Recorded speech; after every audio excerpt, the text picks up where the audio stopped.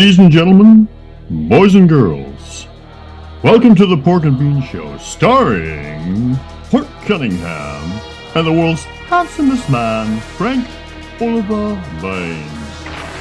Sit back, relax, and stay a while as we stretch your imagination to places unknown and explore the mysterious world of the Sasquatch people and much more.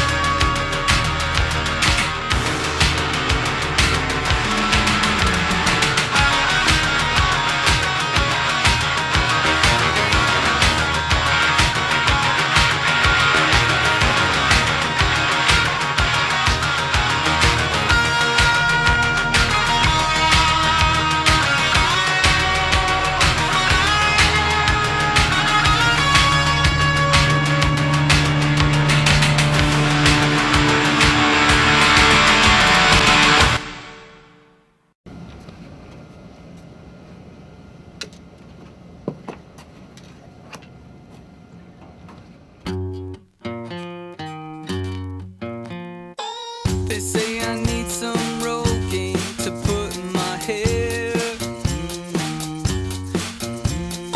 Work it out at the gym to fit my underwear. Oakley makes the shades a transformer tool. You'd hate for the kids to think that you lost your cool. I'ma do the things that I wanna do. I ain't got a thing to prove to you. I'll eat my candy with the pork and beans. Excuse my manners if I make a scene. I ain't gonna wear the clothes that you like. I'm fine and dandy with the meal inside. One look in the mirror and I'll take the pick. I don't give a hoot about what you think. Everyone likes to dance to a happy song with a catchy chorus and beat so they can sing along. Timberland knows the way to reach the top of the chart. Maybe if I work with him, I can perfect the art. I'ma do the things that I wanna do. I ain't got a thing to prove to you. I'll eat my candy with the pork and beans. Excuse my manners if I make a scene. I ain't gonna wear the clothes that you like. I'm fine and dandy with the meal inside. One look in the mirror and I'll take the pick. I don't give a hoot about Nice. Yeah, it's really been interesting. So, are we live today? We are live now. Are we Welcome to the alive now? Pork Well, and hello, Beans- public. Pork and Beans Chaos. And, Yes, pork and beans chaos is just fine. That's all right. and We'll we just have- mix the pork and the we have- beans together and it'll all come out the same way. yeah, it's a good mix. So It is a good mix. and we're absent of a dysfunctional Pork Cunningham, who is Brian Bland, has got Bluetooth issues. Bluetooth issues. He can't hear what we're saying, and so we can hear him, but he can't hear us, and that makes it a little difficult to host a show.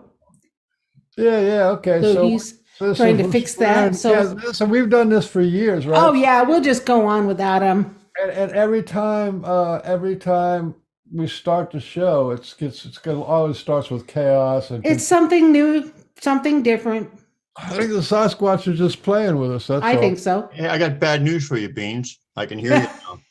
Oh no, what'd you do? Well, my Bluetooth isn't working, but I found some old external speakers. Oh, that works. Yeah, so that works. But I did want to plug my microphone in so that I can sound like a professional. But let me just try this a bit. Sound real good now if you don't Yeah, you don't sound bad now, Brian. If the microphone doesn't cause an echo, then you're good. Actually, So, I got my microphone in. Okay, I'm good. Beans, can you make me the commander? the head honcho again? Well, because I've got pictures that Sue wants to share. Yeah, I noticed she didn't give them to me, stingy. Yeah, there were too many. Too much responsibility for you. Close the dock. And what we're going to go to participants. No, share screen, isn't it? And then you just. No, I got. Oh, okay, whatever. But Brian Bland, if I make you the host, I have to first make me the host and then make you the host because you're already the host. Okay, so you're Am I still the host, Okay, Brian. well, let me see if I can. Yeah, go for it. So see if you can do your. Oh, there we go. hosting There we duties. go. There we go. I think Think you got it? Thank God you didn't get a hold of the reins, Beans. I mean, that would have been a whole new level of disaster. I am a professional. Maybe. I'm a professional. Professional what? I don't know, but I'm a professional. Yeah. Really good at sitting in a chair. You're really good at sitting in a chair. That part is great. And what- kibitzing, I've been we'll give sitting in you a chair points for for kibitzing years. too. Didn't you know we call ourselves Ascending Disasters? No, is that what it is? Yeah. That's the pre-show stuff. Well, it can continue all the way through the show sometimes. Sometimes. Welcome, one and all, to the Fabulash Pork and Bean Show. We are live. And my name is Port We're Cunningham. live on Facebook. Right. Okay. Facebook. And we're in the Hey, I got to do my We- spiel. Oh yeah, let the host with the most do his spiel for sure. Thank you, Mr. Beans, for screwing that up. My name. We have fun in this show. My name is Port Cunningham, and I'm here with my distinguished, honorable co-host, the world's handsomest man, Frank Oliver Beans. Hey, Mr. Beans. Hey everybody. And we're joined today by old friend, and I don't mean old numerically. I mean you've been on the show about 3 or 4 times. Sue Walker, how you doing today, Sue? Hey, we're doing good here from New Mexico. We're in a bright sunny day and not in any kind of a ice storm or snowstorm or blizzard or freezing anything. It's just very pleasant here. So as far as first day after Groundhog's Day or the first day after Imbolc, we're on our way heading to the spring equinox. Thank goodness. Yeah, our friend Bill Steenbeck said, ascending disasters and descending masters. Oh, I mean, we're falling from mastership, or what? I think we must be. Uh-oh. No, I don't think he was talking about you. You're always on that elevator. He just talked about Yeah. Beans and I. He would never say that to you, unless he, he has to know you a little bit first before he can make those kind of comments on somebody, right? Well, before we go too far, how is Reverend White Otter doing? He's doing Tuesdays. okay. He's getting around these days and hanging in there. And the reason he's not joining us today is he has a dental appointment for fitting of denture things.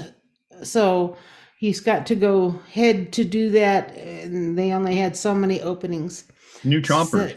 New chompers on the top. So he's got the bottoms. Now he's got to get the top. So he's got a complete set. Wow. So he can eat. Cool. So, have to get I some. saw some of you on the Journey to Truth, and oh, yes, program that that was was a fun those podcast. guys asked some good questions, and you kind of came up with some good stuff. I was Yep. impressed. You held your own. Yep. When I don't know the answer, I ask our Ponte friends if they're available. And if they don't know the answer, I don't know who does. But we try as much as we can to field even the hard stuff. And I don't shy away from too many things. I really don't. There's only a few topics that our ET friends, the Ponte, don't share with us to talk about. But for the most part, we can thank them for all kinds of interesting knowledge, and including things about our Sasquatch friends. And Brian, I sent you some really interesting photos. Researcher Mark Abel of Colorado Bigfoot YouTube channel has been sharing with me some interesting long distance shots that he's caught on film of what he just in general calls the others. And the others are everything and everyone that lives alongside a Sasquatch up in the high alpine hillsides or mountainsides of Colorado above 9,000 feet. Now, that what he gets on camera as the others may not be the same as what you would experience in the lowlands or in the swampy areas, but at least with the alpine or high mountain, Rocky Mountain Sasquatch, the others would be everything from the little short woodman to other perhaps trans-dimensional individuals that are more than just, say, the dogmen. Okay. And so if he sends me a blurry photo, I will do a portrait or a drawing of it, send it back to him until we get it correct. And then we have a chance to share that, which is a clearer image, with the public so that they can see the side-by-side comparison of the original blurry long-distance photo with what I've drawn and he has approved. I'll put it that way. Yeah. And we've got some of those pictures, like you said, but Yeah. we'll get into them in a bit after we talk. Yeah, right? yeah. And I also see you had a picture from Cindy Ann Goodbreak of looked like and she's fine with showing that too. Yeah, okay. And she posted that image, and that was so intriguing, such a fabulous image of a Sasquatch partially camouflaged, Yeah. that I thought, oh, that's neat, I want to draw that. But when I began drawing it, I realized it wasn't just one individual. It was a family. And in looking at it initially, I could not see that until I started getting into the details of were the light and shadow connecting and how. And so that's why I redrew it and emphasized not only the prominent male individual, but the remainder of the family as well. So I should message her and tell her to tune in, because it would oh yeah, I'd probably be very that'd be interesting. wonderful. I've never met her. I don't think I would recognize her if No. I saw her picture, but I did Invite let her her on. know Invite her on, more than that I better. was drawing on things. I was drawing the things that she had put out. Yeah, I'll tell her that So you're that she going to be knew. talking about that. So I'll see. Yeah, that'd be great. Tune in. Awesome. Yeah. Yeah, and giving her credit where credit is due. That picture is amazing. Well, the only reason I wanted to ask, sorry, Beans, the only reason I wanted, hold your thought.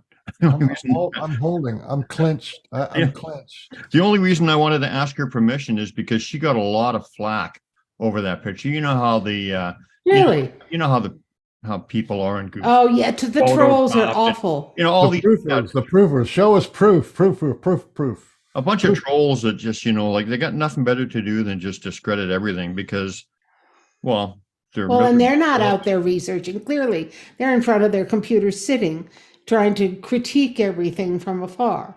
Well, or they could be researchers who just don't have They the want heart, to fit. They heart want to to fit connect. everything into their box of attention. That's true. And some people don't give credit to the Sasquatch for having that camouflage ability, even if we don't know how to explain it adequately. We may not know how it works. Said that they got 50 different ways of manifesting. 50. That doesn't surprise me one bit. And Brian himself has seen at least 12 different ways that they've manifested. Wow. I've seen a lot, yeah. That's a There's whole ball of wax that would be White fascinating. smoke, dark smoke, in the clouds, in the rocks, as Yep. human form. It just goes on, Yes. Shadow yes. people kind of thing, predator, Yes. Right. orbs, Yes. a lot of different things. Mm-hmm. Shapeshifting. How are the Ponte doing? They're my buddies. Oh, our buddies are doing okay. We've heard they had a kind of a quiet December and January, but they have been nudging us lately. They are telling us that the sightings of more other star nations, other star nation craft, we've seen plenty of, and we all noticed the increase of the very various types of craft that were photographed around the world, and how much it increased over the previous year or years. So they told us a year ago that in 22 there were going to be a lot more sighting of craft, and the beginnings of photographs of the occupants, and so or the other ETs, and they said that the Sasquatch would be first to be on camera, and now the giant nations are second, and they're being photographed from a distance, and usually sighted either along mountaintops or volcanoes. And why, I don't know, but we're catching them climbing towards summits more than anything else. Well, that's amazing, because we have very few there's a big uptick in the quality of the Sasquatch photos. Yes. You see them now creeping in there, like really good, clear stuff. Right. And that will continue to increase, along with, as you get clearer Sasquatch photos, you will get clearer other ET photos that are friends with the Sasquatch. Well, we never really had good quality ET photographs. There's only a small handful of them, and most of them are the humanoid type. Right. But of all the other types, they're kind of sketchy. They're few and far between. But I expected that to uptick too. Yep, it will. The nations that look closest to us first are the first ones to be caught on camera more, according to our Ponte friends, because they are the least scary and the least kind of reaction from the general public, versus say if a mantis nation or a reptilian nation were to be photographed first, you might get that aversion response much more than if it was a giant that looked like us, or Sasquatch, or another human body type sort of star nation that maybe has a different color skin. Yeah. So all of those things you will see first. It would not surprise me for the blue-skinned, black-haired people that look like the Hindu goddess Shiva. Hindu god Shiva. Shiva? Yeah, with the blue skin and dark hair. Yeah. That nation, again, because they look like us, only with different skin tone, will likely be included. And then I suspect you may see an appearance of what our Zuni friends call the mudheads. They look like us, only they have no hair and ripples and ridges along the skull, Klingon-like, if you can picture that. Yeah. And not as warrior-like looking, but more of a gray mottled skin tone. So those nations, I'm guessing will also be included. That wouldn't surprise me one bit. So we're looking at the human type, body types, plural, of different sizes, different colors. And then as you get into the Zeta body types, those will be the next ones after the R kind of a body type.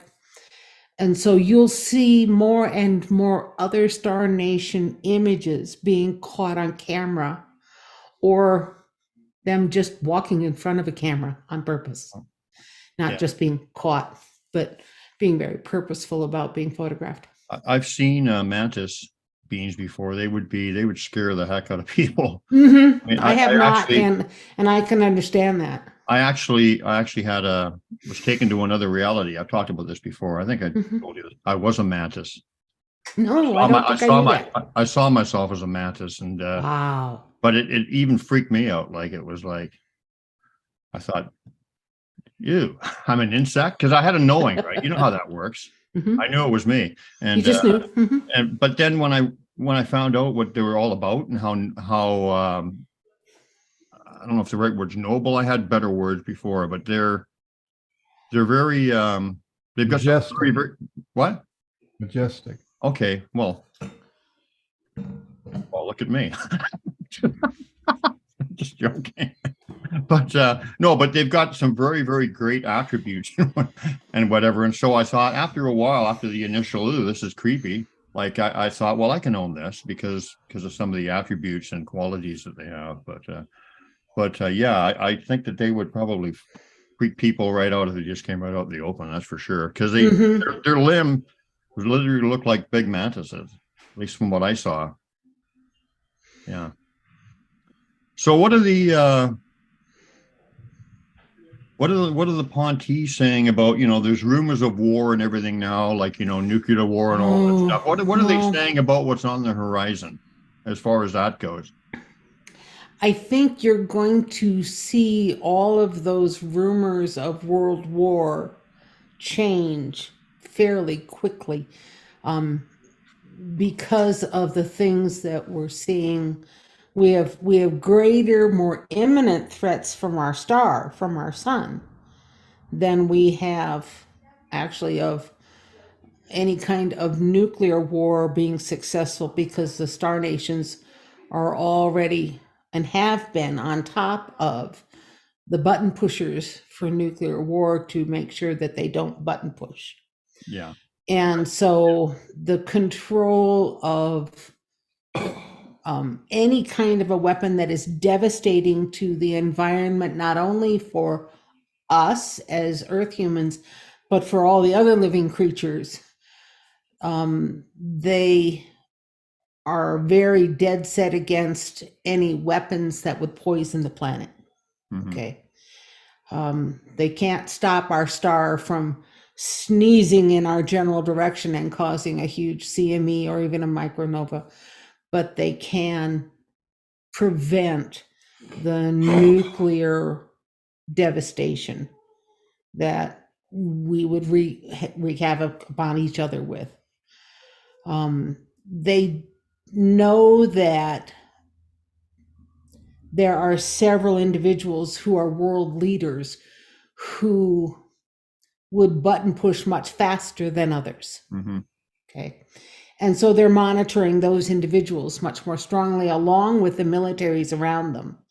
Because even if those individuals picked the red phone and made a phone call and say, push the button, other people have to be involved. And so our telepathic nation ET friends keep their finger on the pulse of all of those things that go on. Yeah.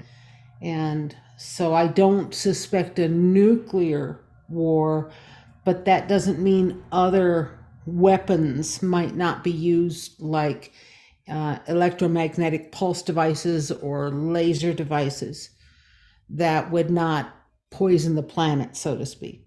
Well, the U.S.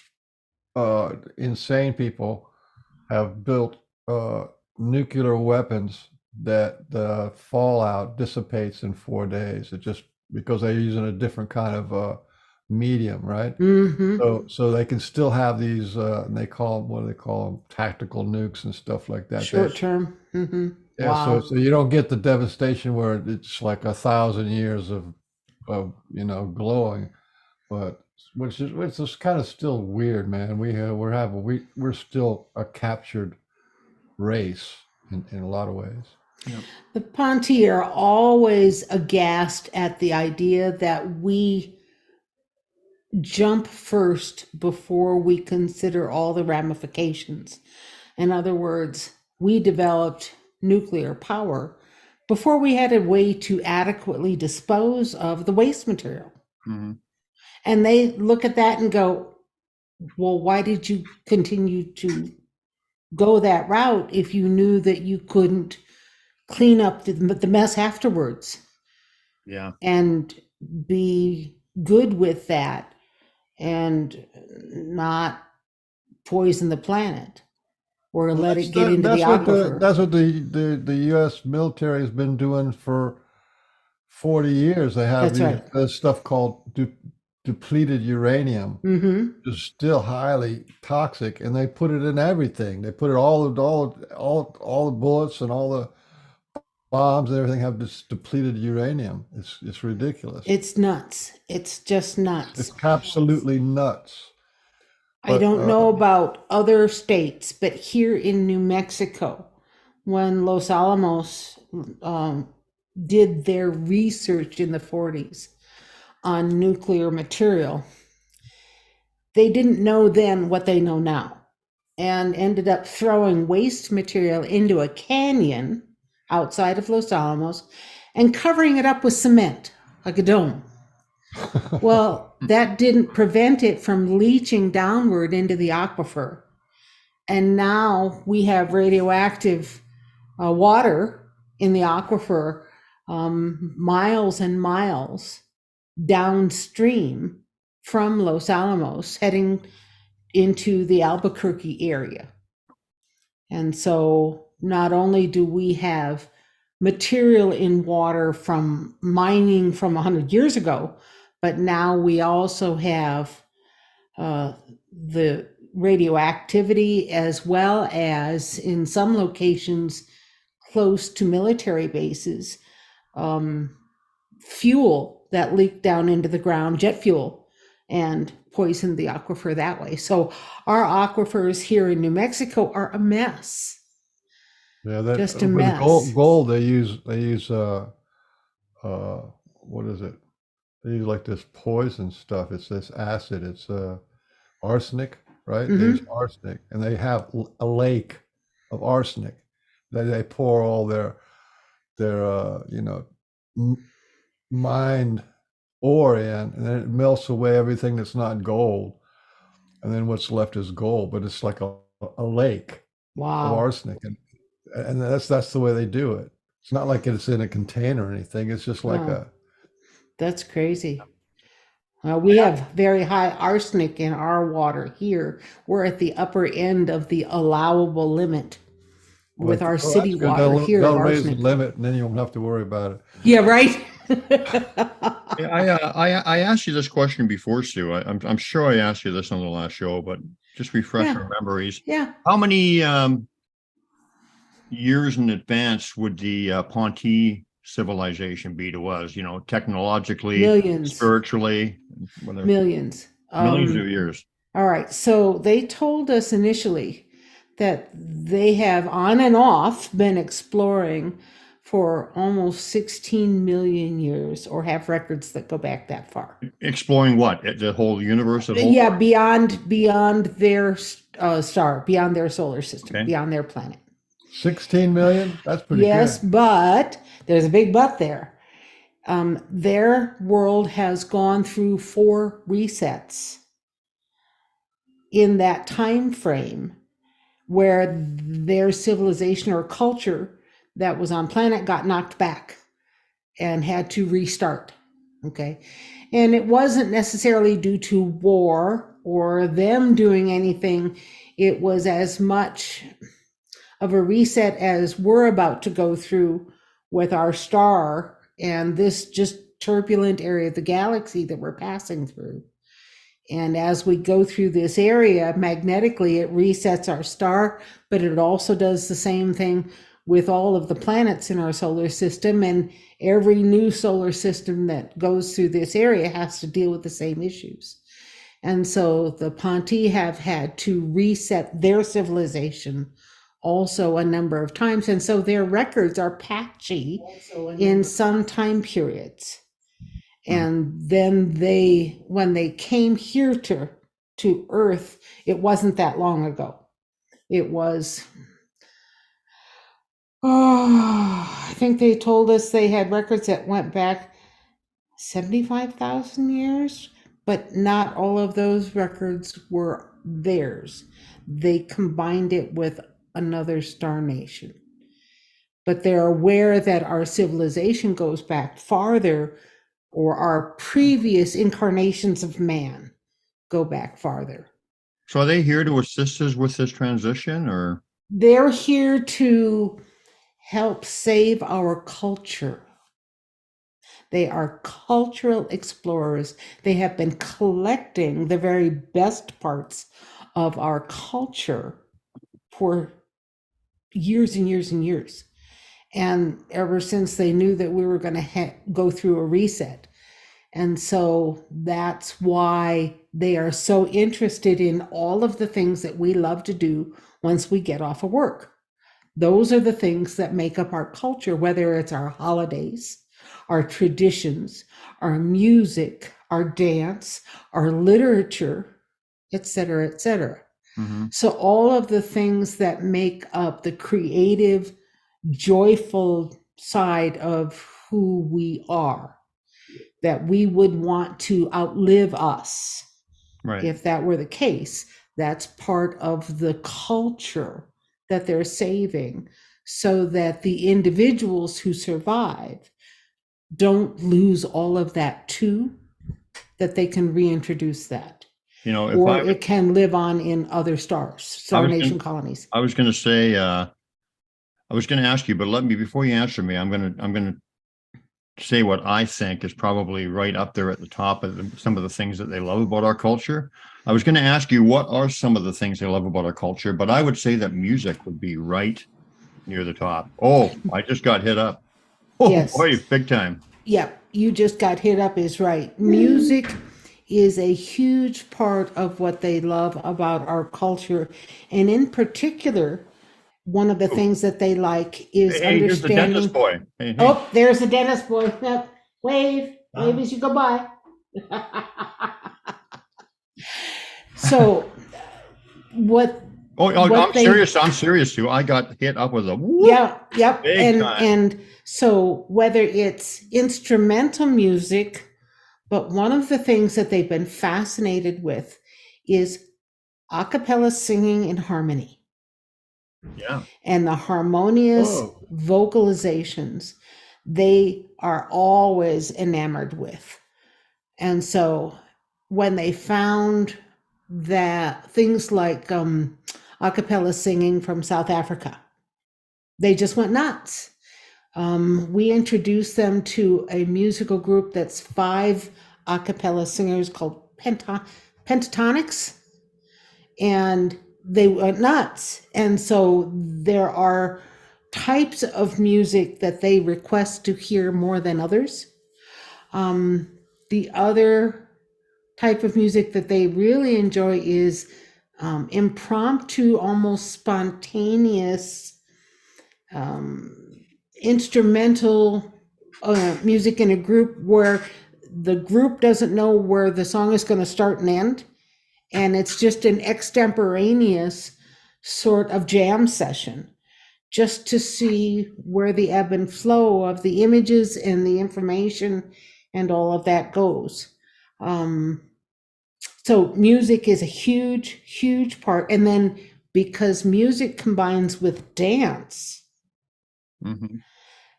Dance also became a fascination for them because there are so many different forms of dance, whether it's historic or across the world, different cultures, whether it's from India or Nigeria or Germany.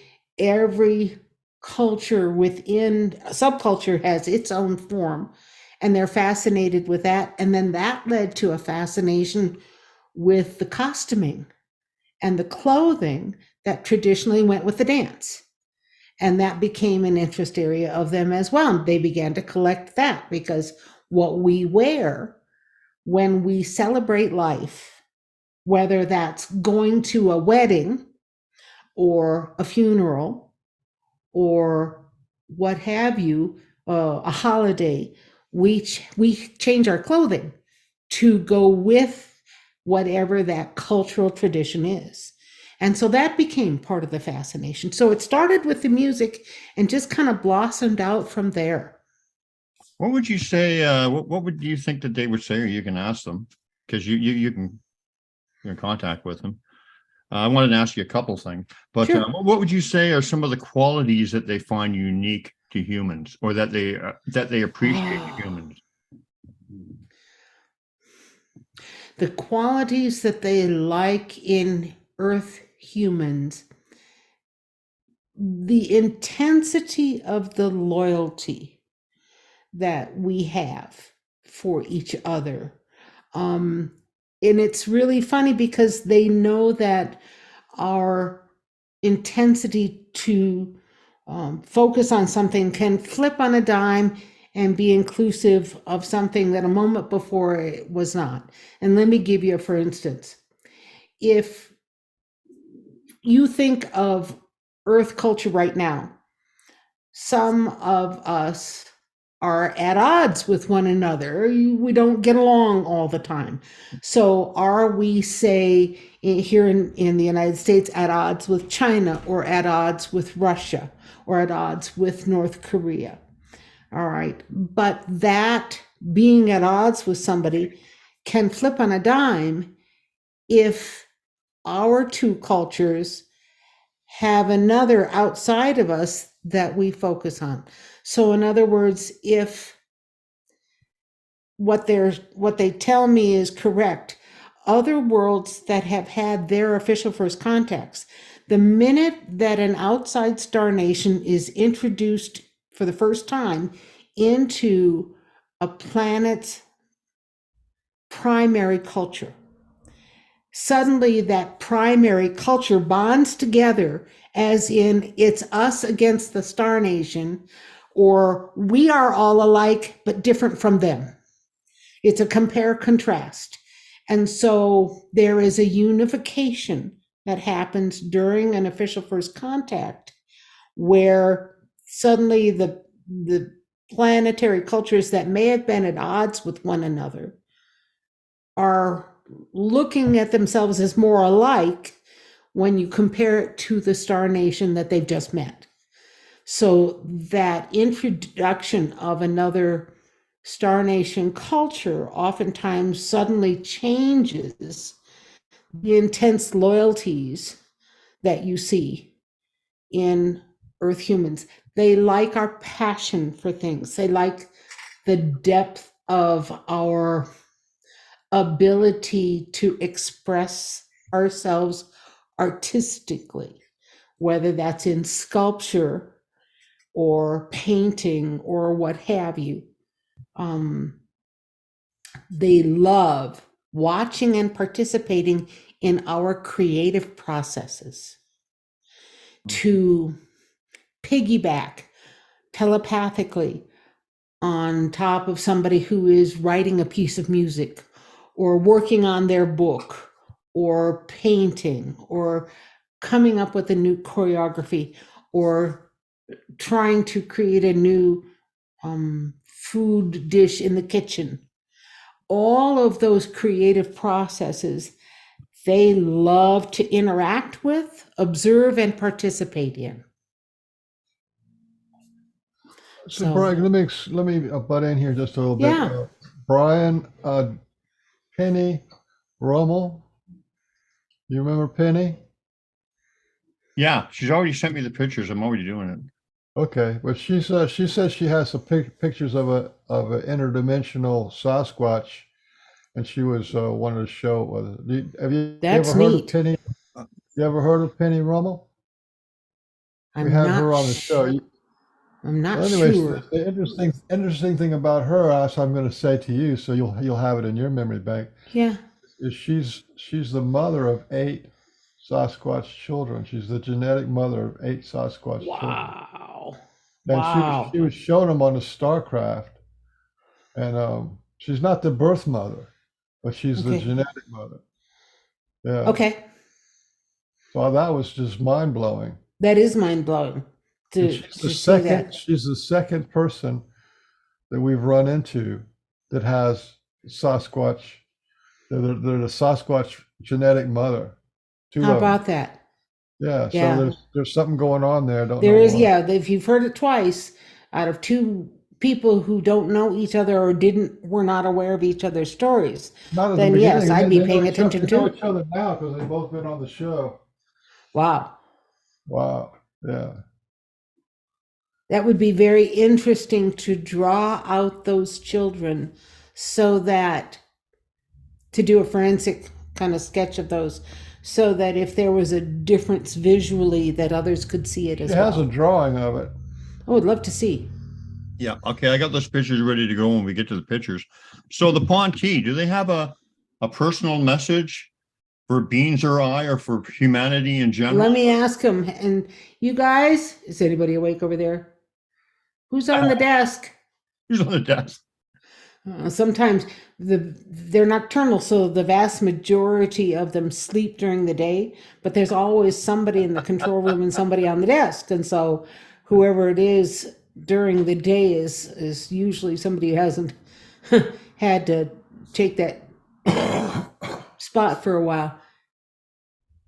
Nee was there this morning, but it's not her now. It's a gal, and I suspect it's their dream teaching. It's Kit. The gal that teaches the other staff members the best way to contact us and teach us in our dreams Oh, beautiful. is their dream teaching instructor. And her name is Kit. And she's on the desk right now. She want to talk to us? Or give us a message? She's trying to say, please prepare yourselves to be able to go underground to be safe.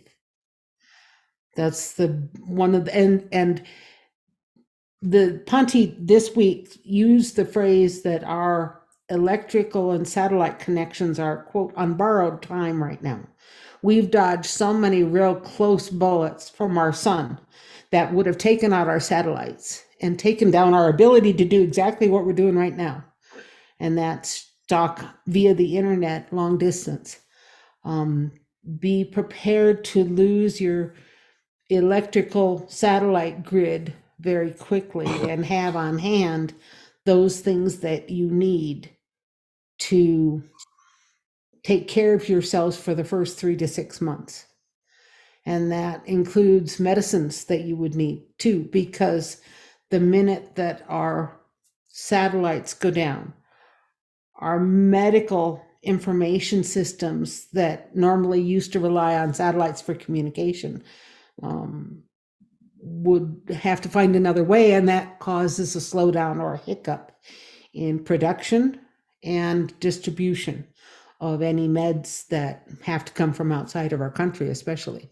Now, do you So- think did she think, or I mean, a lot of people feel, and like for me, for instance, like our and whatever, that they will step up and help us, the people that There will be help. The Ponte have already indicated to us that help is not only coming from them, but that there are a couple of kinds of help. First of all, there are hospital ships and other ships lining up along the outside of our solar system to save some of the nations, some of the species that we cannot. And bank, data bank, or bank in real material, the genetics that connect with just about everything on our world. So arcs, if you will. But there are also star nations that historically took Earth humans underground in various areas around the world, and who will do that again. So even though we know that our powers that be, either in the military or the political system, are prepping caves in the Ozark area and in Colorado to survive underground for a couple of years and stockpile those. They're indicating that there are other areas, the Ponti are indicating there are other areas where there are underground facilities large enough to hold quite a few Earth humans and keep them there and fed and healthy until it's okay to come back to the surface again. So that part also is something that they will do again. But That's the going to be really problem is interesting. they don't have room for 8 billion people. 8 billion people. That's what I was going to say. That's going No, to be really they- interesting. No matter how coordinated they are, There's just a no lot way. of people and a lot of Right. animals. Yes, you're talking about less than 10% that they can actually, they and other star nations can adequately take care of and or help out in a way that is long-term and tangible. Well, that would be after the event anyway. It wouldn't be before Correct. the event, Correct. except in some isolated cases. Except in some isolated occurrences, that's correct. Because while they know when our star is agitated, just like when weather people know that a storm system is tornadic, you don't know exactly precisely when a tornado is going to form, how strong it's going to be, and where it's going to drop. How long is it going to be on the ground? Weather people don't have those details.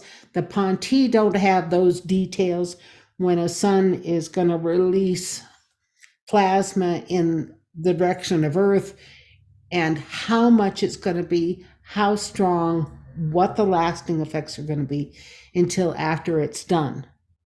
And so they are very aware of the potential dangers and are watching this solar cycle that we're in the middle of now, as well as the next solar cycle for one of the stormiest timeframes.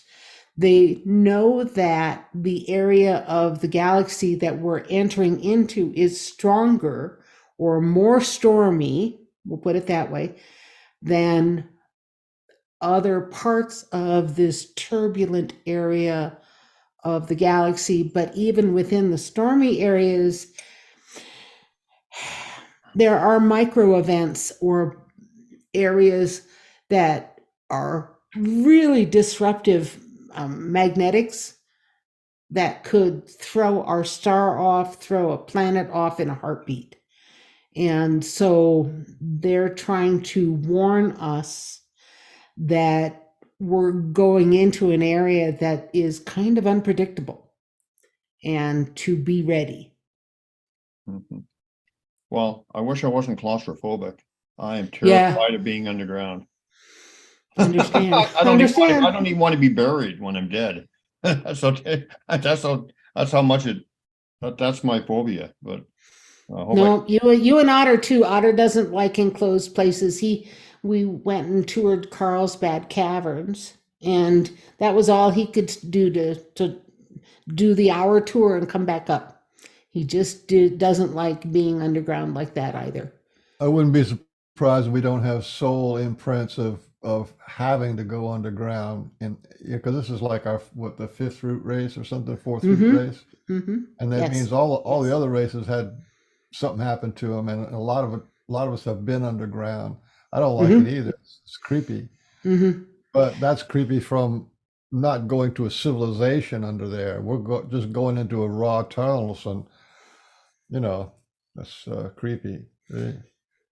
Some Anyway, of the I think this. old tunnels still have remnants from the previous ages of man or the previous times the tunnels had to be occupied.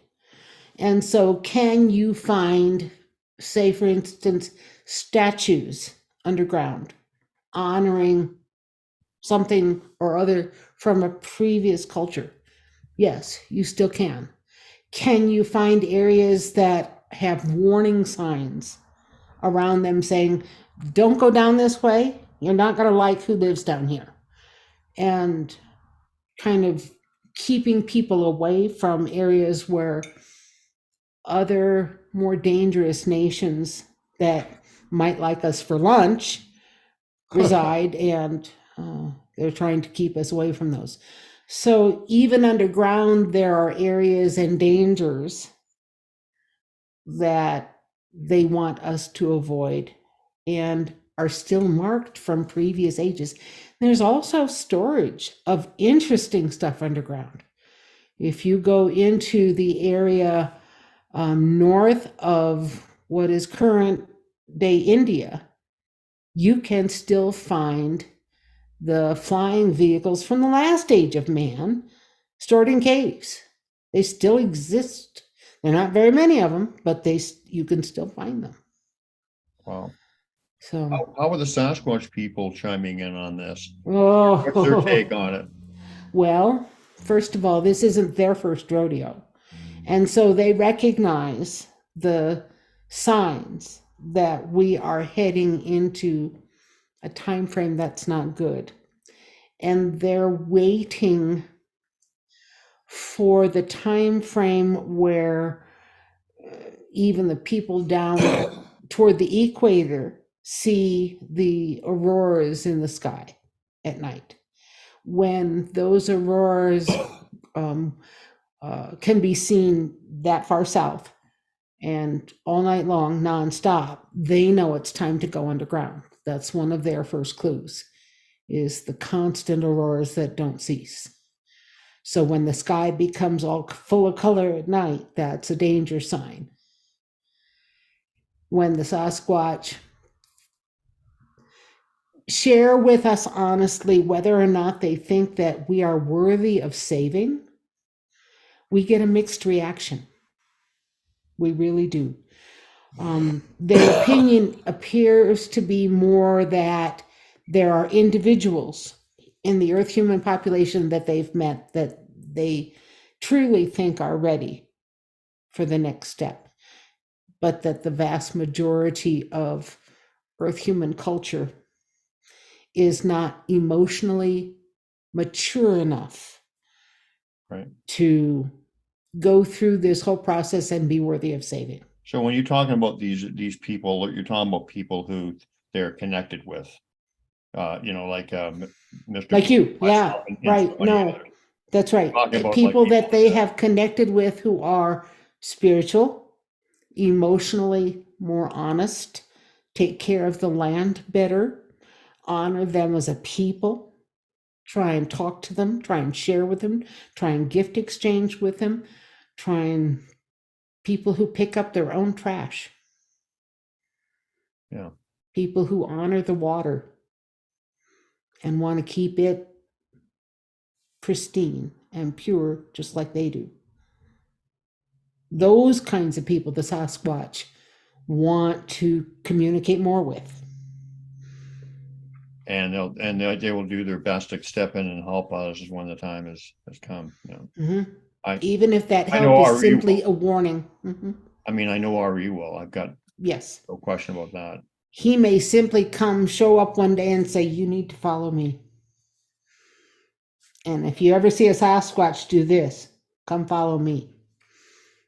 It's time to follow them because they're trying to help. They wouldn't do that. They wouldn't knock on the side of your house, wake you up at 2 o'clock in the morning and go like this for no reason. They're doing so because they're trying to help you. Yeah. I don't know, Mr. Beans. You might have to go out and stay in the woods eventually anyway. I know you. You know, everything is faded, so I'm not too worried about that. You know, I'm really not. I don't think we should be worried about it. Oh, I'm not worried about it. But I mean, you know, this is not our first rodeo either. No. Yeah. We may not have been in human form, but most of us have been on this planet for a very long time. so has RE stopped in and said hi to you lately? Not recently. I haven't seen him for more than 6 months. And so I'm going to have to nudge his behind and say, come on over. Yeah. Had a few other individuals talk to me about their experiences or their regular individual Sasquatch that they interact with, and I've done some other forensic sketching kind of thing, other than the others that Mark Abel has been having me do. And so we're seeing more interaction or hints of or sightings of a huge variety of others alongside the Sasquatch that 10 years ago we were not seeing or did not even know about. And so now that the Sasquatch researchers are starting to talk to each other about the weird stuff that they encounter when they're out doing their research or investigating, they're less tentative about sharing the weird things that happen than they were a decade ago. So when we think about the Sasquatch, now we think about Sasquatch and dogmen, or the dog people, the people that have the body type of a Sasquatch and the face of what looks like a good-sized wolf or German shepherd, something with erect ears, and a snout that comes to a point. But now we are talking about the tiny folks that are less than, say, a foot tall, as well as the other trans-dimensional folks that are there and then fade out and they're gone, and fade in and they're there. And we don't exactly understand how that all works yet, but we have enough people now describing it or having photographed it, like Cindy, that were fascinated by the process. And the more we share, the more chance we have of understanding the phenomena that everybody is witnessing, as rare as it is. And so I find that area of Sasquatch research just fascinating also, because the more we know about those who live alongside the Sasquatch and are friends or allies with them, the more we understand that whole genre that we've been just dismissing, poo-pooing. And I like trying to understand, who are these other individuals? Where do they come from? Are they native to Earth? Are they native to this dimension? Do they have a telepathic capability? Do they have a camouflage capability? What's going on here? And so the more people we get talking about the unusual others that they see, the more we can figure out who's friends with who's okay to be around, who's not, and what from our own history is not fiction, but instead just unusual reality that becomes legendary, not mythological, just a big event that is different enough to have stories about later, but different enough that you remember it. And so before the show, we were talking about the others that were being seen too. And earlier we were talking about the star nations and the giants that will be seen because they have a body type that looks like us. But we didn't talk about the little people that are under 2 feet tall that look like us. And our ancestors would refer to them just in general as the fae folk or the fairy folk, meaning there's a whole bunch of different kinds, so we just lump them all together and they're the fae.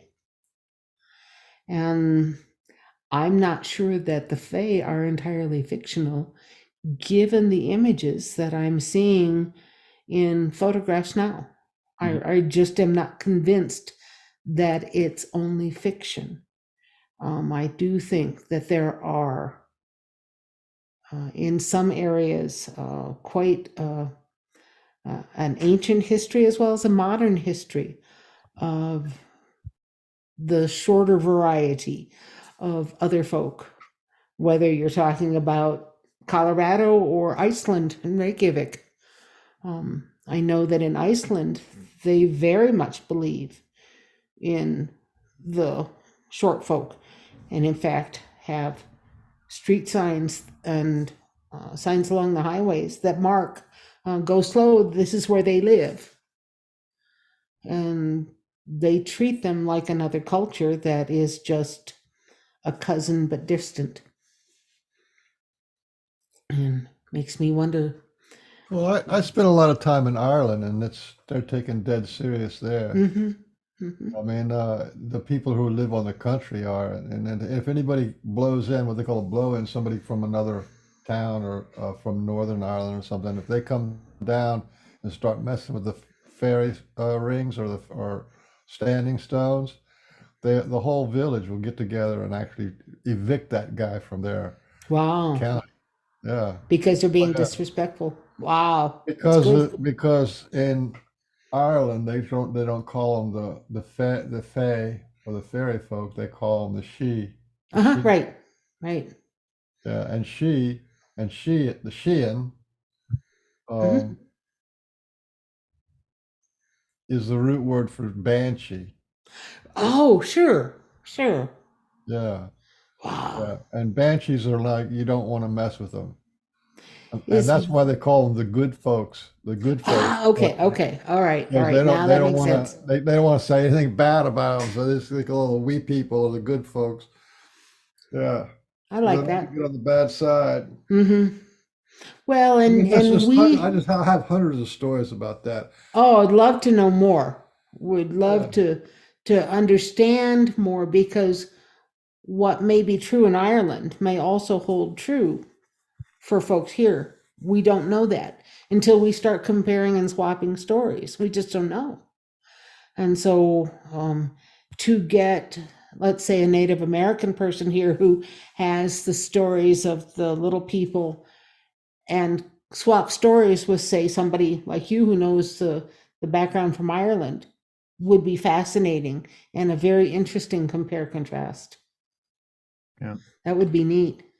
Have you ever heard of, we had a couple guests on talking about something called the rakes. Have you heard of those? I Yeah. have heard of the rakes. What do you think? What are they all about? All right, so my take on a rake is, first of all, you're talking about a hairless, pale-skinned, long-limbed individual that is mostly nocturnal and shows up and is not nice. All right. But when they show up, we don't know if they're showing up from another dimension or where they're coming from, but a cross-dimensional species is, or coming through a doorway of some kind, a portal of some kind, from another location where they normally reside into our niche, is the most likely explanation given the rarity that we hear about them. We do know that some of the Star Nation portals that we have here on Earth have encampments around them of not so good people. All right.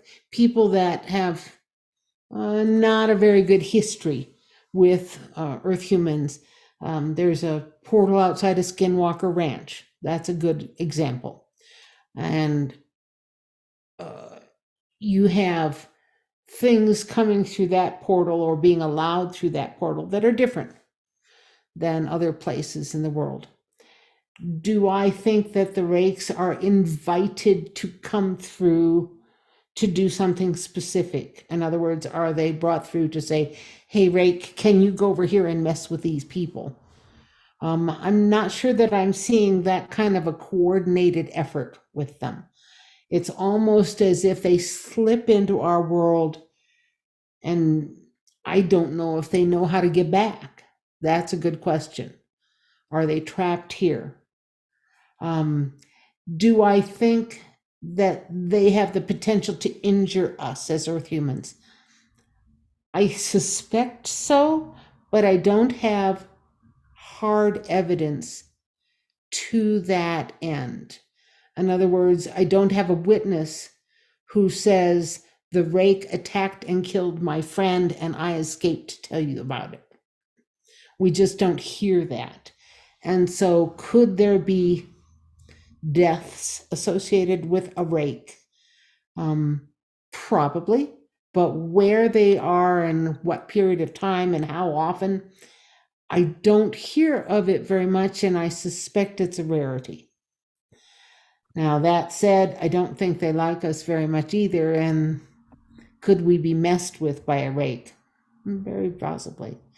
Is our soul in danger? Not that I know of. I am not hearing rakes necessarily associated with dark evil that would affect us at a soul level, like satanic stuff. Does that make sense? Yep. So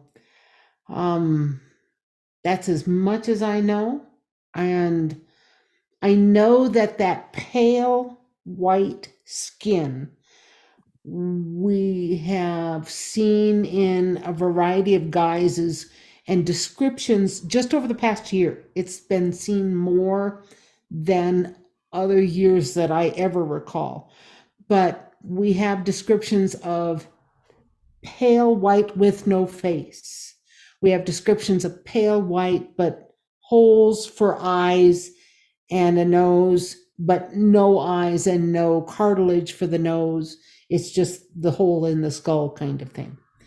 We've seen individuals that are the creamy white skin on top, but Sasquatch hair on bottom.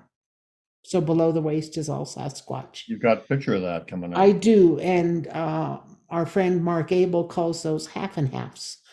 When I think about them, most of the time I would associate them with a size that goes from 5 feet down to 4.5, 4 feet maybe. But mostly when I think of a rake, I think of somebody that's taller than 6 feet and skinny, but not with an enlarged head. If you would have said, I saw somebody that had creamy white skin, they had the dark almond-shaped eyes like our Ponte friends, and the very big head, I would have said, oh, I know that nation. That's the Jalohu. And so we have to, when we hear of a description like a rake, we have to gather more details to narrow down what are the possibilities of which nation this really is. Mm-hmm. And get more particulars. So some of the questions I ask you, I have a good idea myself, but I'm asking them to present them Sure. to the people. So to the audience. So we have there's two parts of this. So we have souls. Yeah.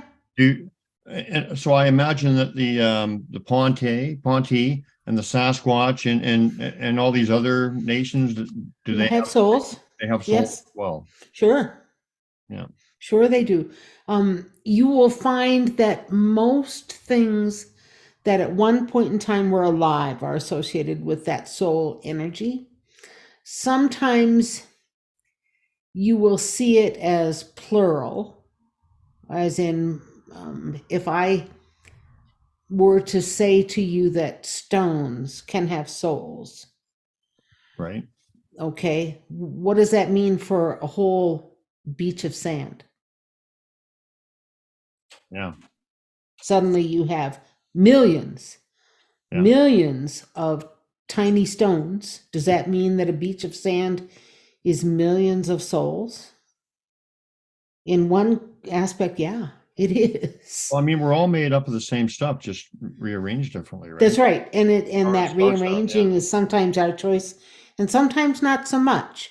But I think if we've worked through our karmic lessons in a good way, we have more of a choice as to what we show up as next time Right.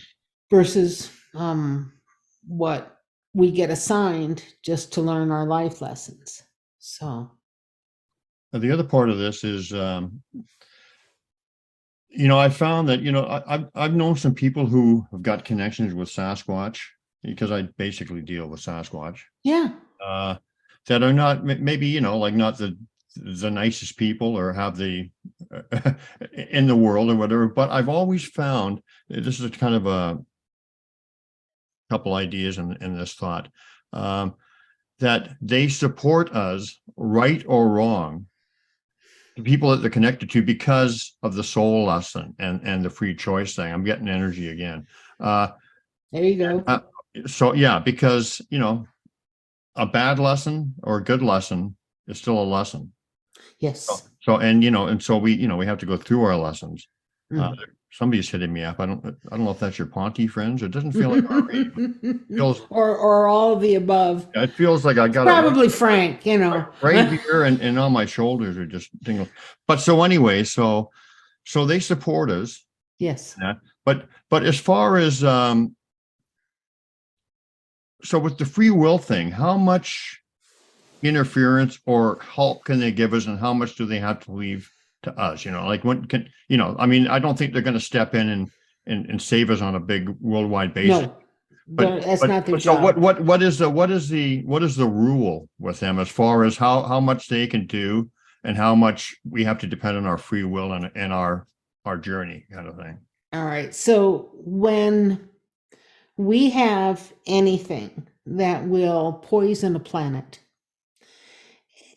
then they step in to assist, like a nuclear device, or multiple nuclear devices would poison a planet, poison a water supply, make it uninhabitable for not just us, but all life.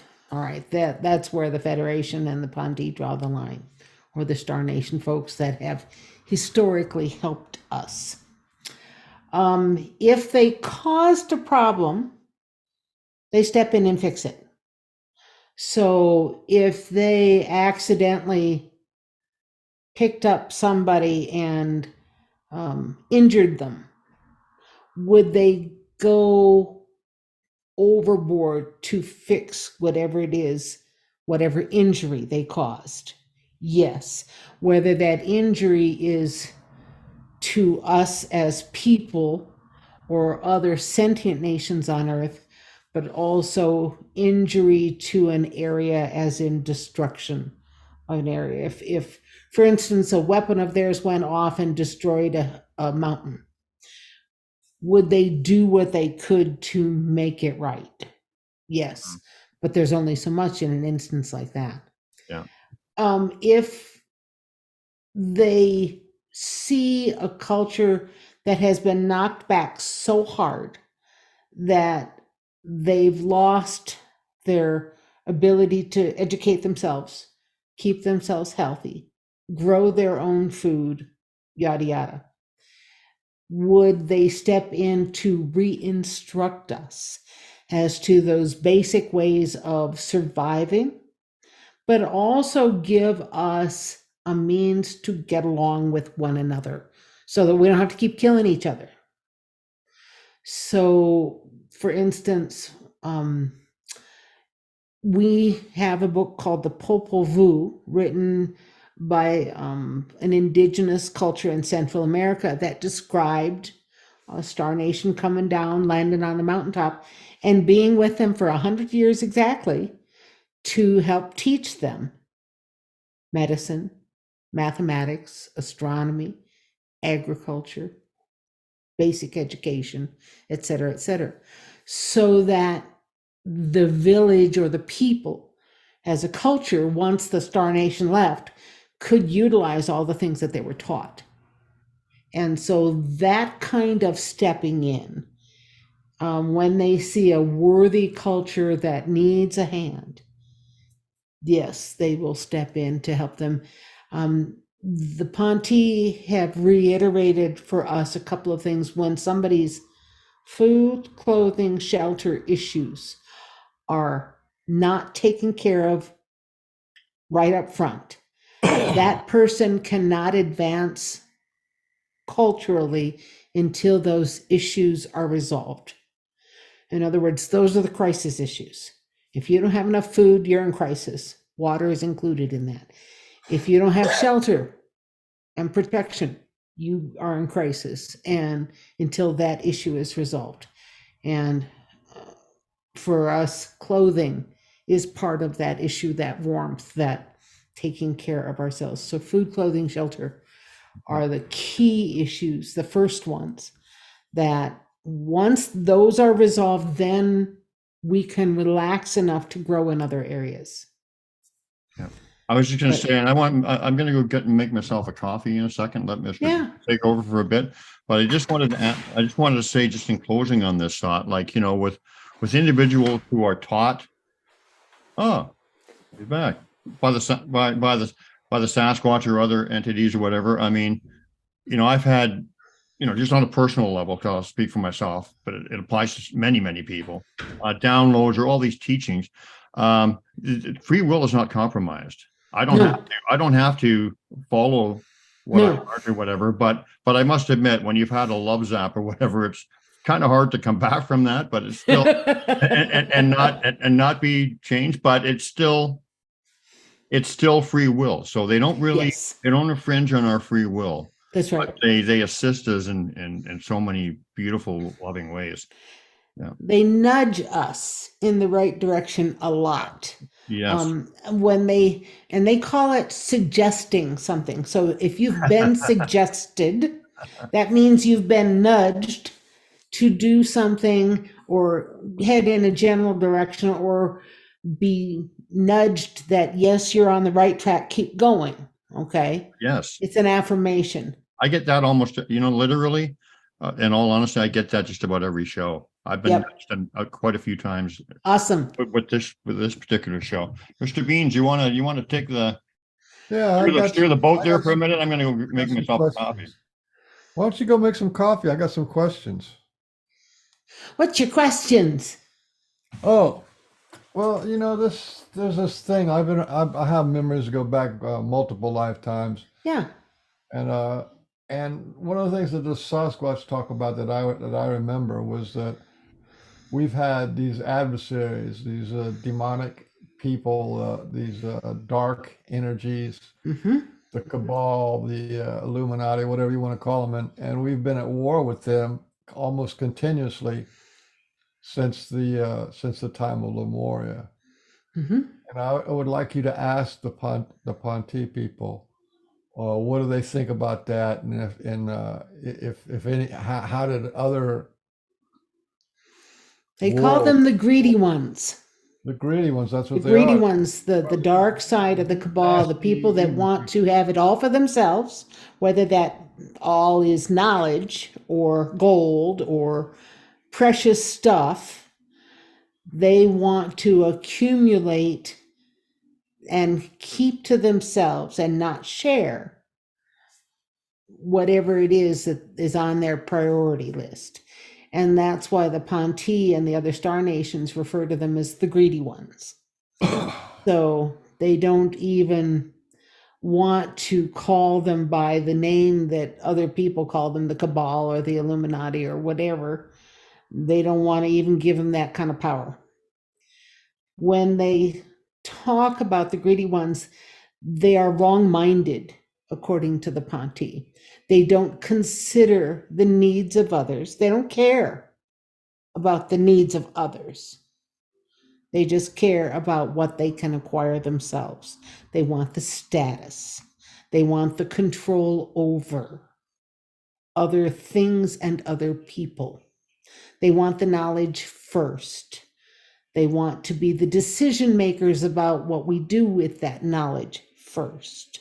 And so no matter if they are the decision makers about who's going to Mars when and what is going to go down there once they arrive, or who is being supported to go to Antarctica and explore under the ice, the money that has been amassed is being spent to, again, put those greedy ones in the forefront as the front runners, the first, to acquire things, knowledge, people, yada, yada.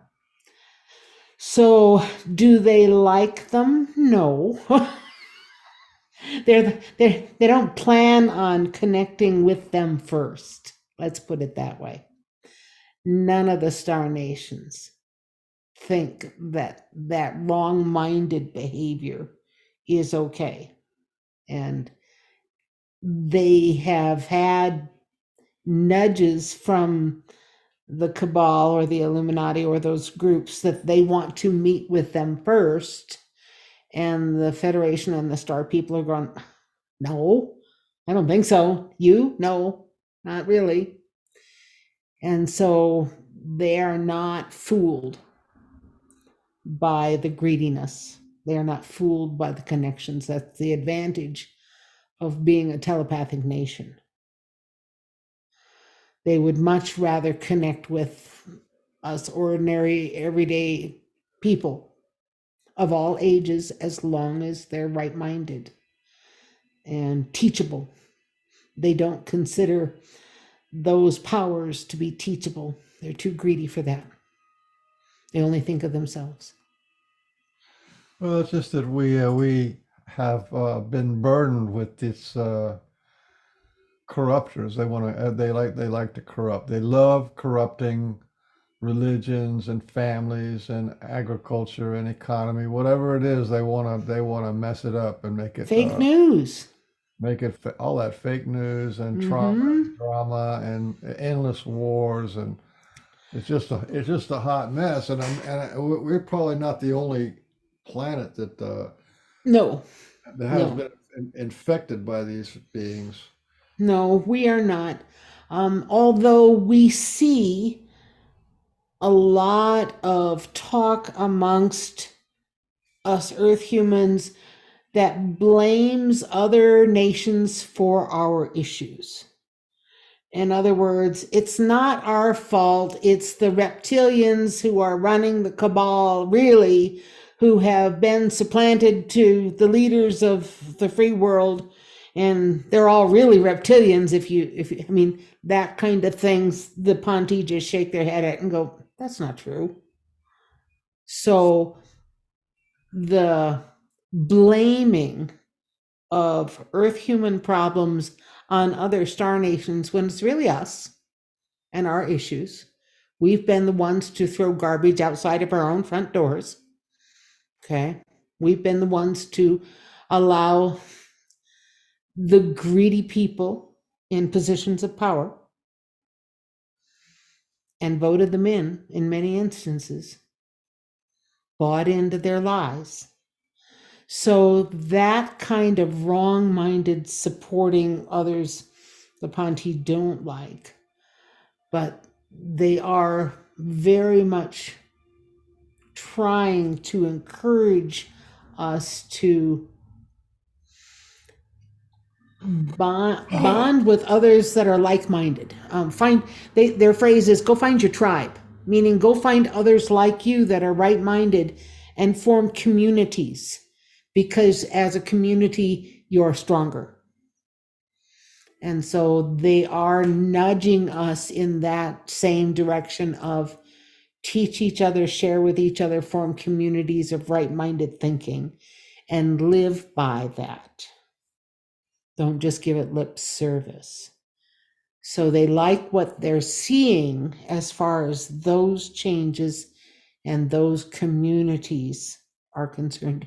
Even if the community is all over the world and not in one location, but they're in the same Twitter or Facebook group or social media, they share with one another that way, or they meet at conferences, or they camp together, or whatever it is that causes them to teach each other and share knowledge. So they do like the fact that that's happening. The Ponti are very, very pleased at the reaction that they're getting to their telepathy training manual. The free Telepathy 101 primer is available in more than a dozen languages now on officialfirstcontact.com.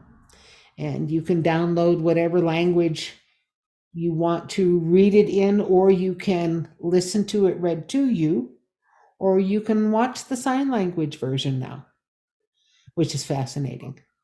And so the telepathy understanding, learning, and acknowledgement that some of star nations that we're going to meet don't talk out loud like you and I do.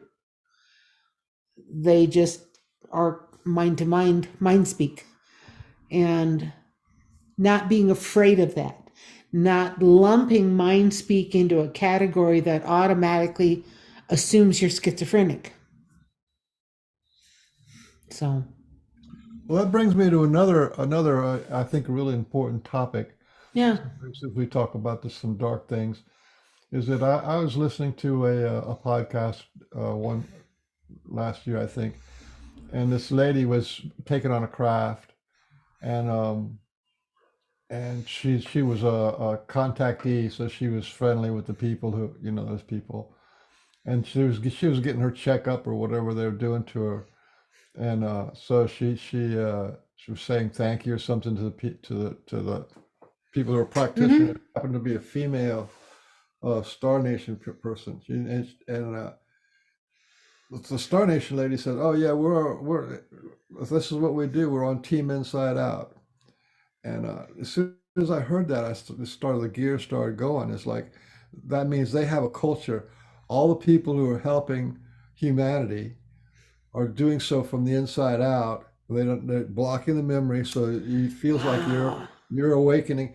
And I just wish I would like you to ask the Ponti about the Team Inside Out, because to me, as soon as I heard her say that, I thought immediately about the Ponti, because that's the way they're doing it. They're doing it from the inside out. That's exactly right. And when people embrace their style of doing things right-mindedly and start to practice that telepathic communication more and more every day, or have interactions with star nations, or have an awareness of how very interconnected the unseen world is.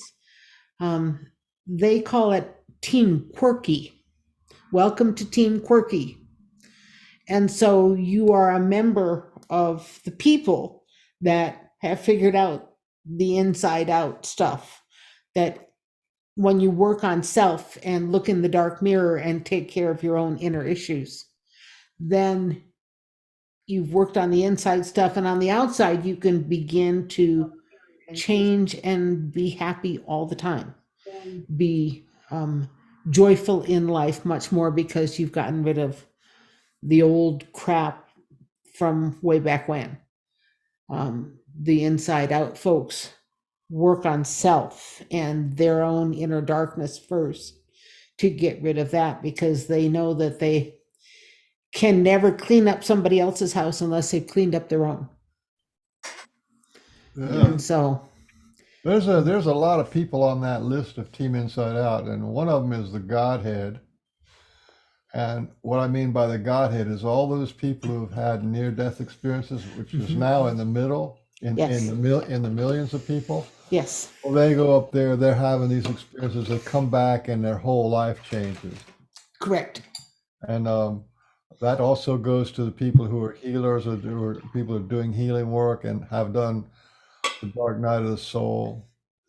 And there's a few others that you would Yes. never think of, and that is the elementals of water and rock people. Mm-hmm. Water and Mm-hmm. rock people got together and they wanted to give humanity light, the lights that we have. They wanted to give us light. So then they started planting ideas and inspirations in all these different scientists to get them to figure out how to get this electricity thing going. All that's all been planned out. Mm-hmm. And from that light comes all the way to where we are now, it's talking across continent, uh, you know, electronically. So Yes. that was a big inside out because everybody thinks that we did it. We, we didn't make the water. We were informed about how to do it again, Right. but we didn't initiate it. No, But that's the inside out because they think, yes, oh, well, Nikola Tesla and this, you know, all these other guys, they're the ones that did it. No, they weren't there. What those guys were doing is they're going into trance state. that's right. And they're getting their information. That's right. Yeah. So when I was listening to you guys, when I was making my coffee, I wrote down a bunch of questions that A bunch. popping into- Uh-oh. Here we questions go. and comments that were coming into my mind when we were talking, Yeah. or down or nudges maybe. Yeah. You know, I see this. It occurred to me, you know, like this this event that's going to happen where some of us are going to be protected. Mhm. And you were saying about animals and stuff going up on ships or whatever. It's basically like another Noah's Ark incident, isn't it? And It and is. the earth is going to be purged of the evil and the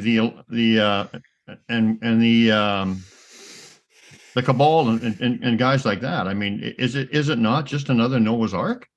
It is very similar to another Noah's Ark, yes, because in the last event, that's when Noah was instructed to make the ark. That's when the Iroquois were instructed to build the huge canoes. That's where when the ant and the spider nation people took the others underground, or the people underground to keep them safe. I mean, all of those things have occurred in the past, but the instructions or the knowing that they need to save the genetics, the seeds, to restart things again once the balance has gotten back to the planet enough to do that, then they've got them. And so that collection of genetic material from this planet has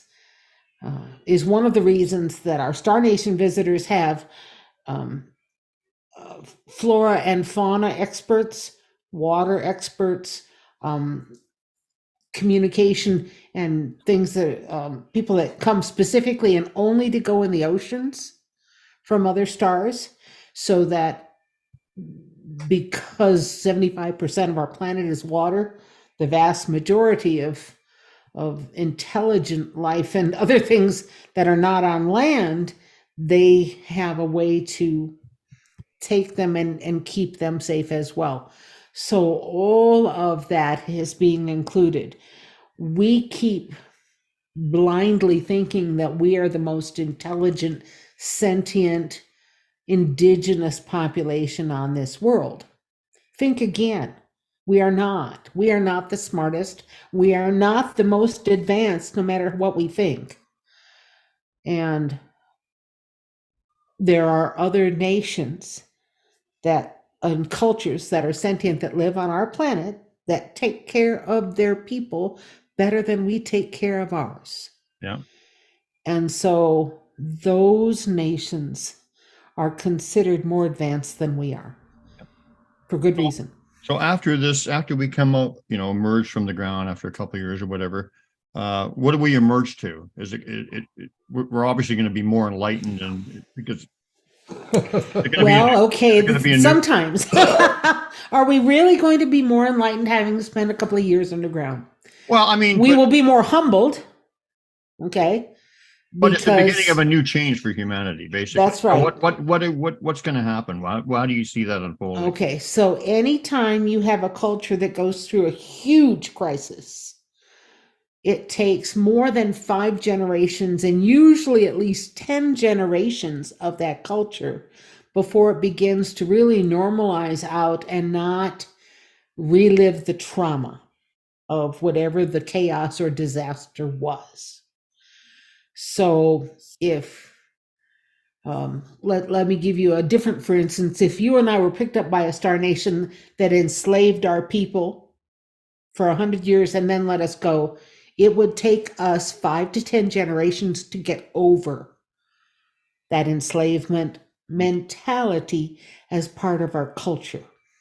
In this instance, it takes humanity and other nations a while to understand how to survive and deal with the food, clothing, shelter issues first for all their people. So finding enough food once we come back to the surface, figuring out what can grow again. Is it the same stuff? Is it different? Has our planet gone through a reset, as in has it rolled over? And do we have a different equator now than we had before? Or did it just roll over and roll back and we're back to where we were? We don't have those answers yet.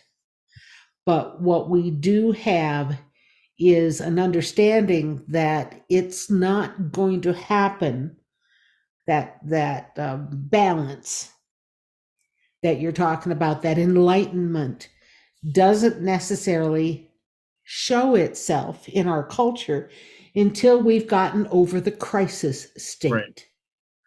And then it begins to show up in our art, in our music, in the things that outlast us. Mhm. Because people think about the future finally instead of just living in the now or the past. So once people are out of crisis, then they can think about the future. Then they can dream about the future. Then they can dream about something better and have a means to maybe, with the help of others, get it there.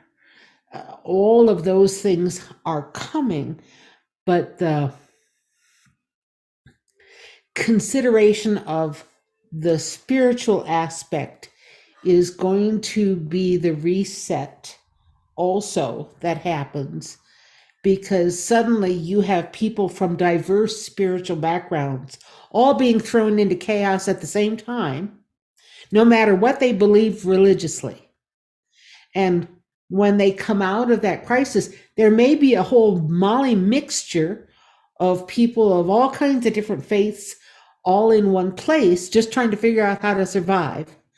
So you get a mishmash of spiritual information, and what that looks like in the culture and how that's celebrated, until you have new figures that reset the religious spiritual side of things. In other words, that's when new prophets come into being, new helpers that are Christ-like in their love and their consciousness. All of that comes back out after the crisis is done, so that those people set an example of how do you live without killing one another. An example of what to live by. I think that a lot of I think that people get along a whole lot better when we don't have the lies of division that are perpetrated by religions and other things. So I think that people will naturally evolve to get together and be together more naturally after the fact, because we won't have hopefully we won't have those people whispering in our ear like they don't believe what we believe. they're they're this, they're that, they're different. So it's amazing. You can put a bunch of people from different religions together, like not the people who are running the show and trying to tell us we're all different, and magically everything works out. So I think that we have a really good. I think that's what I envision anyway. I was going to say, so we know that the cabal and the guys, the governments and the guys in charge or whatever, they have they've had craft and they've been in contact with some of these beings or whatever. So how much more aware are the cabal and the elites of these off planet and on planet entities than the regular person is? And are they aware of what their I'm going to say agenda, which sounds like a bad word, but it's not a bad word. They think How they aware know are they? the agenda of other worlds. I don't know that that's accurate, but that doesn't stop them from thinking so. Are they aware of What they're trying to do? some of what's out there? Yeah, about this much. Oh, okay. But they really don't know a whole lot more than what we know. They have been trying to keep the technology they've developed under wraps and away from the general public's prying eyes. But we also have a pretty good idea that we are a spacefaring nation of people that, gosh, we got on all kinds of ships that we see going around the moon and are being caught on the ISS live feed. And I don't think all of those are unmanned or explainable as in, well, that's a drone or that's something else. An awful lot of them look like they are created from here. And so I do think that the void of technology we're seeing is simply them keeping things secret. And you're going to see a lot of it come out because we have too many nations now, too many groups that have the capability of leaving our own atmosphere, that they can't keep what they used to keep secret.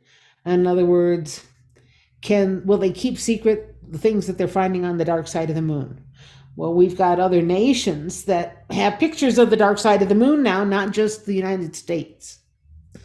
And so, no, we can't keep everything secret for much longer, because then if another nation who is spacefaring comes out saying, well, we went to the dark side of the moon, we saw this, and here's a picture to prove it, well, then what are we going to do? Are we going to say that we don't know anything about it? Exactly. When I said that question, something came to me, and I mean, it's pretty obvious too. A lot of this, when I say, are they aware, but a lot of this understanding is a vibrational thing. And so if you're not on that high energy vibration, which these guys obviously aren't, they're not going to get the downloads. They're not going to get the teachings. That's they're not going to have correct. the knowing that some people have. So That's right. So that kind of answers the question right there. They wouldn't know much more than beyond what their greed and their agenda and that's right, because they are not going to be taught the new information that no Earth human knows, because they're wrong-minded. You're right. Yeah. I mean, that's pretty obvious. And when I said that, I mean, they might know it on a like a technological level or some levels, but they wouldn't know it from a heart perspective. No, correct. Or from a teaching perspective and right. And the real important stuff. So we can get into those pictures pretty soon, but I was going to ask you, in biblical times, and I think, and I'm not sure how that works because I'm not a Bible scholar, but in biblical times, like Noah and some of these people, they lived hundreds and hundreds of years. Now, are we going to go, or is that going to return for humanity at some point? I think at some point it will, because at some point we as humanity will understand how to do it. We will have learned from another nation. And so once we become friends with other star nations who know more than we do, sharing eventually happens. Okay. And once sharing happens, then we'll try it on ourselves. Does that mean that nobody is trying it now? No, everybody wants to live a longer life so that they can affect more things or stave off death longer. But the things that are reported that the Cabal uses to reside longer, I'm not sure how much of that I buy. I think it's being touted as a cure-all for death or a cure-all for longevity, when it really isn't all of that. It's like the 2023 version of the Fountain of Youth. Right. Okay. Yeah. And so people talk about it like everybody's found it, and what's your problem? And I don't know that that's true. I think that they want that, but the star nations that really know their stuff have no desire to share with the wrong-minded folks But how to do things. They have by the no way- desire to do that at all. And by the way, and we're going to get into your pictures because I don't know how long you have to stay. So we'll start getting into the pictures. But Okay. what is the my understanding is with the Sasquatch, the ancient ones have a much longer life than the regular population. My My understanding too. is that the regular population maybe lives roughly around like a human lifespan. How about the Or a little Ponte? bit longer. Mhm. Yeah, a little longer. How about the Ponte? 400 years on average, 450 with good health. If they go and spend more than 20 to 25 years on a planet that is not their home world and have to subject their physical bodies to another planet's electromagnetics, gravity, atmosphere, cosmic ray influence, yada, yada, then their lifespan tends to be 350 years on average or less. Okay. So there is a consequence to spending a great deal of time on a location that is not your own home world. And even though they are very advanced, there still is that toll on the body. They can't cure it all. It does have an effect. So they know if they come here to help with our official first contact, it might shorten their life by 50 years. And they accept that fact. Well, yeah, they're in for the big picture, good of all kind of thing, right? Mm-hmm. So before we get into the picture, I just wanted to give a shout out to Mike Colantonio. He's manning our chat in Hey. the group, and he's just he's doing a selfless job, and we really appreciate you, Mike. And we call Yes, him, we do. we call him Big Pasta or Mike Rigatoni. Or Yeah, I was just going to say, Big Pasta. The Big Pasta, Mike Rigatoni, is actually. I like it. I like it. But anyway, we love you, man, and thank you so much for caring about our group and what we're doing And helping us. and being in the chat and helping us out. We really appreciate you a lot. Mm-hmm. So thank you. Mm-hmm. Okay, so let's get into some pictures, and then we don't have any time frame or whatever. So if you want to talk a little bit afterwards, that's fine. But we'll just Okay. make sure we get those in. Sure. So- Sure. Where do you want to start? Well, I'm going to bring one up. Some of them are pretty small, so I hope we can see them. Okay. Huh? Some of them are like thumbnail size. Can we? Oh dear. Can we see that?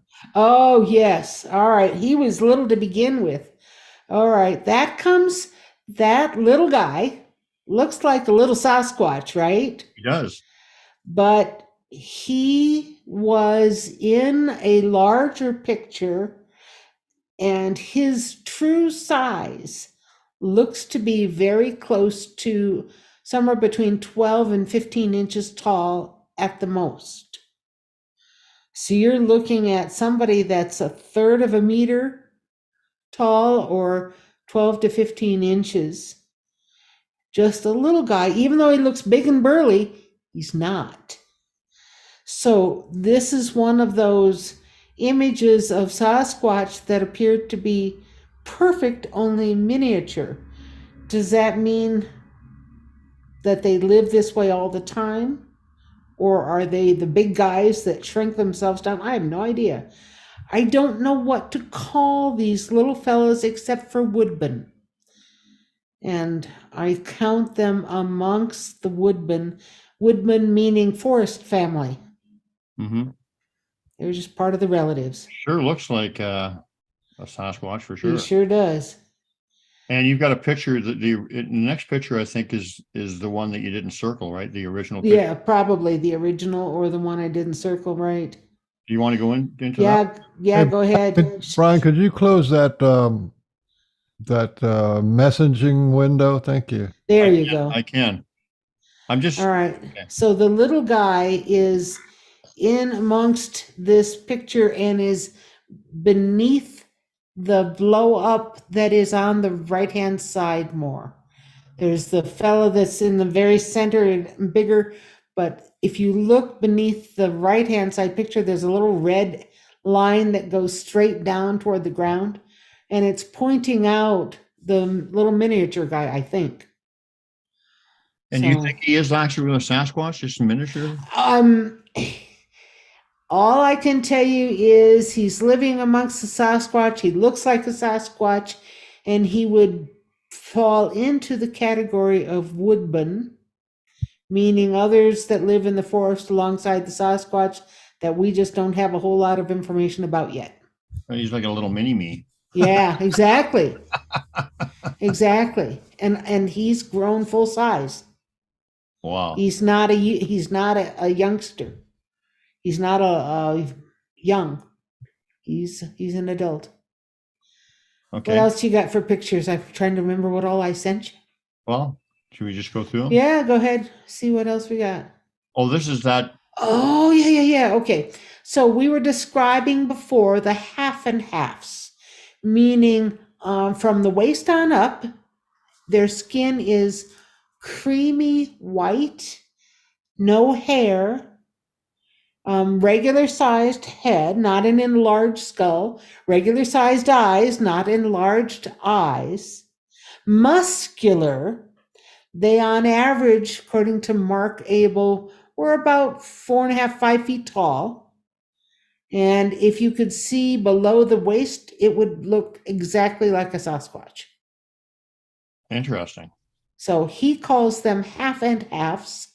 I started to use the term halfling and then remembered, well, that kind of refers to more the hobbit sized guys. Yeah. And so half and halves. Did Mark Abel give you any insight onto his experience with them or what they are? They are very shy. They pop up on camera, but they don't approach. They don't attempt to communicate.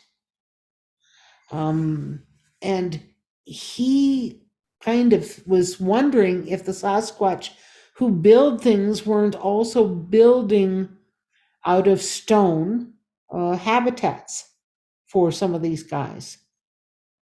Because of some of the things that the Sasquatch construct out of stone and slabs, looks like it's ready for somebody who's a foot tall or somebody who's half the size of a Sasquatch, meaning 4.5, 5 feet instead of 9, 10 feet. Right. So, Interesting. yeah. Very interesting. Yeah. Yeah, you can There see is the a torso here. drawing of one of the half and halves that I sent you as well. I don't know if that's the next one or not. It might be. Well, I put them in order, I think. So. Okay, let's see. And there it is. Hang on a second. I just got to. Yep. There we go. Yeah. Wow. Shrink it down. So I drew this and then double checked with Mark Abel, who has witnessed these guys and also caught them on camera. And he said that's exactly what we see. Very muscular on top, bald, human face or earth human face.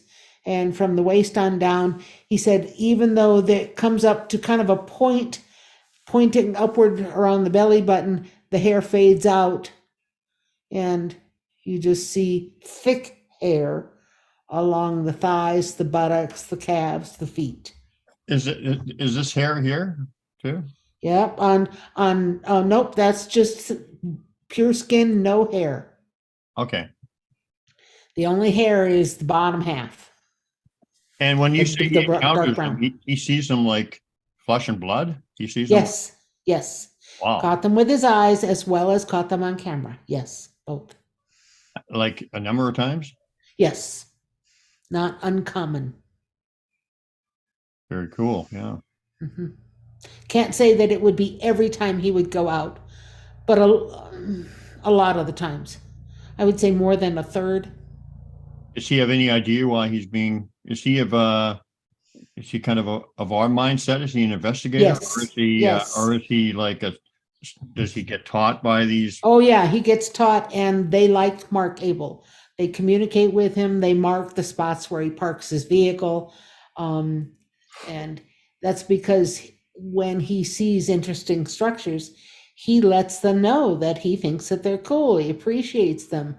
He tells them they've done a marvelous job, that their art is fabulous, and he always says hello and is right-minded wherever he goes. Right. And so they have come to know him and spread the word amongst the others that he's okay to be around. Is he okay to come on our show?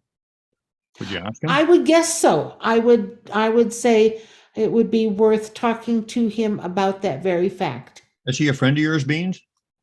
I'm not sure I know him. I don't think so. Mark Abel of Colorado Bigfoot. Would you, He has spent more time above 9,000 feet documenting their structures.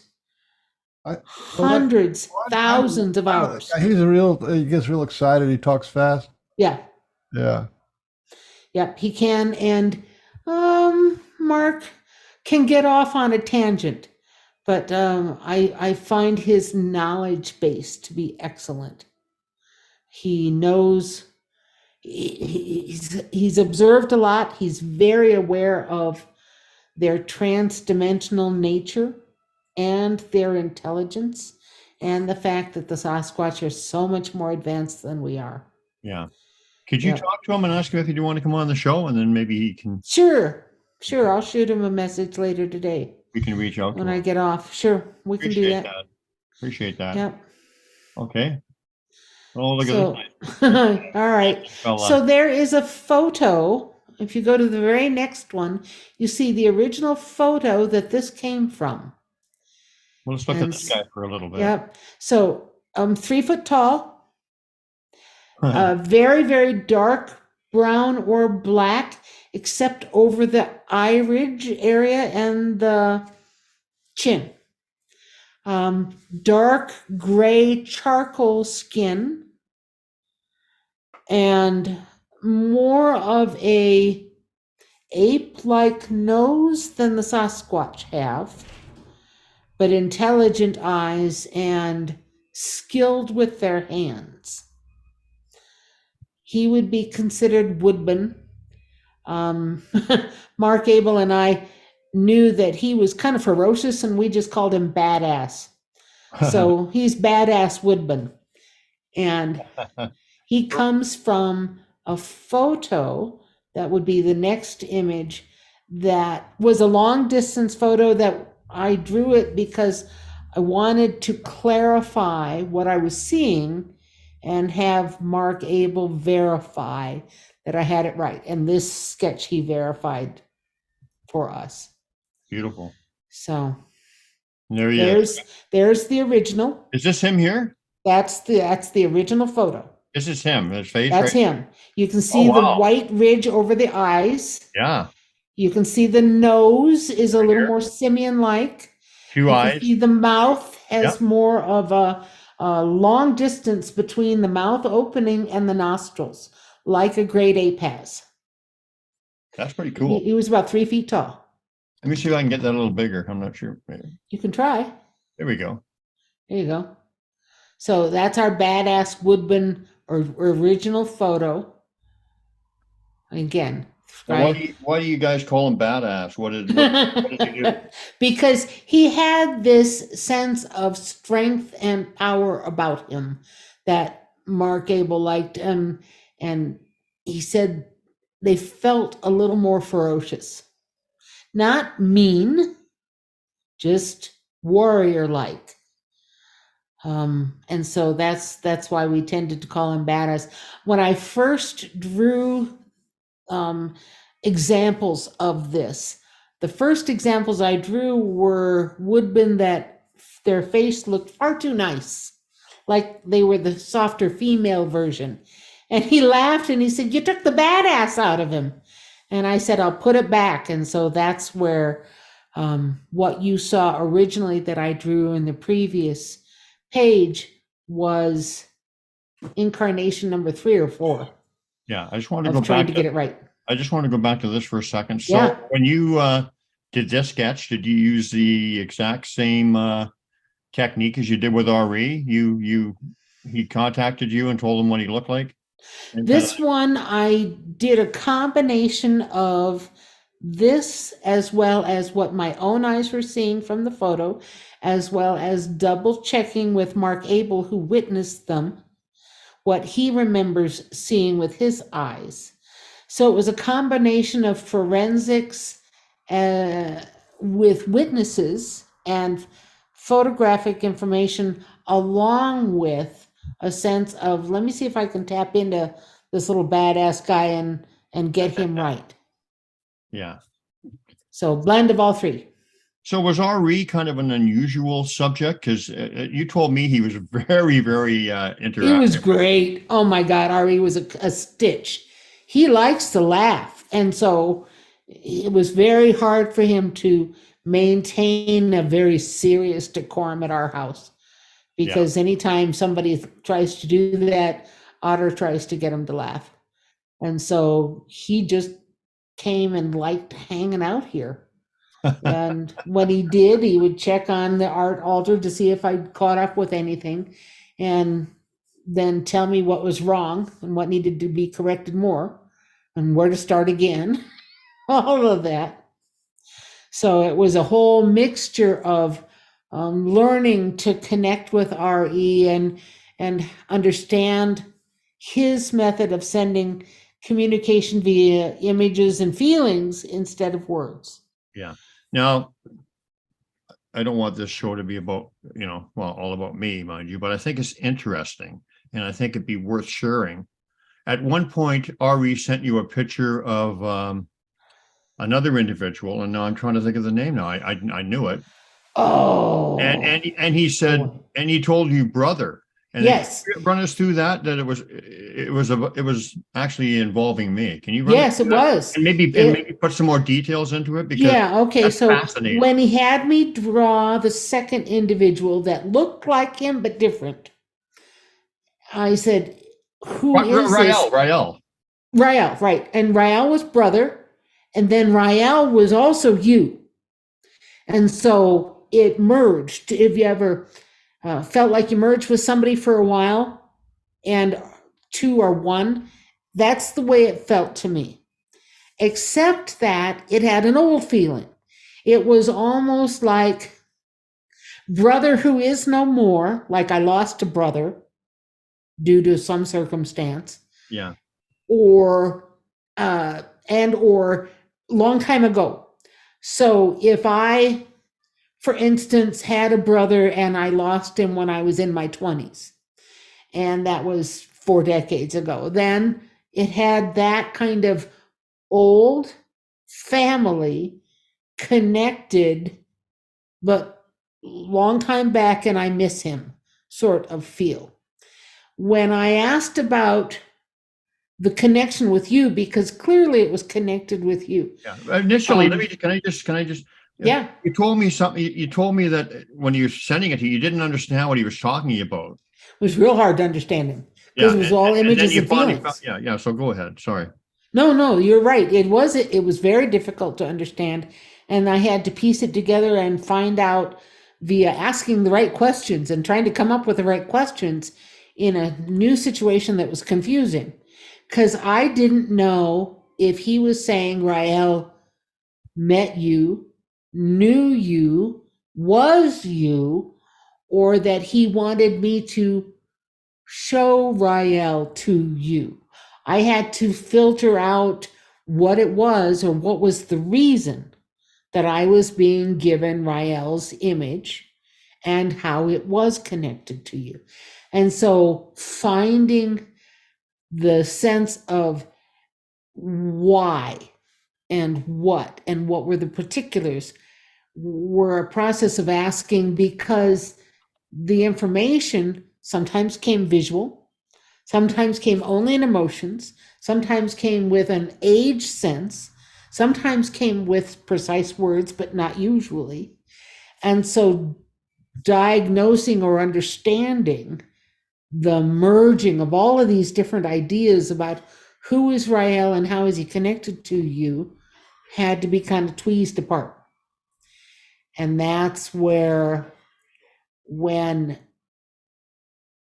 I talked to Ari about it, it was merging almost at a soul level. And What do you mean? What was merging at a soul? you and the physical form of Rael. Okay. And that's when I said, are you trying to tell me that Rael and Brian at one time were the same individual?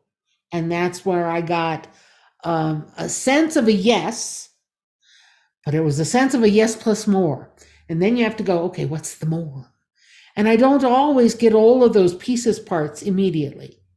And so understanding it was difficult. I guess I would have to say, as I look at Rael and look at you and look at Ari, it was you at one point in time physically were a brother to Ari. Now, was that in this lifetime? That's where I start to get fuzzy. Mm-hmm.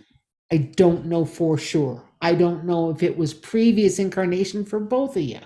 Maybe. But at some point in time, you and Ari were physical brothers. Well, it feels that way. Okay. Getting a little energy nudge. Okay. Yeah, it was a weird one, and because it seemed so out there and packed somehow, I didn't know if I wanted to believe it, but I finally just went, okay, I don't understand it all, but I better get some clarity here. And the more I drew, the more hints Ari would give me. Nudges, I guess. Mm-hmm. So that's how that happened. And him and Otter had quite the relationship, eh? That's because they both like to break the monotony with humor. Well, that's RE all the way. Mm-hmm. Yeah, that's him all the way. Mm-hmm. Another friend of the show, and she's a admin. Hi, Arla, if you're listening. Has the same kind of relationship with them, back and forth. Like one-upmanship with the joke. Oh, slinging the SHIT stories. You betcha. Yeah. Did you ever, before we move on to the next picture, did you ever? Yeah. Do you ever listen to our show? Yeah.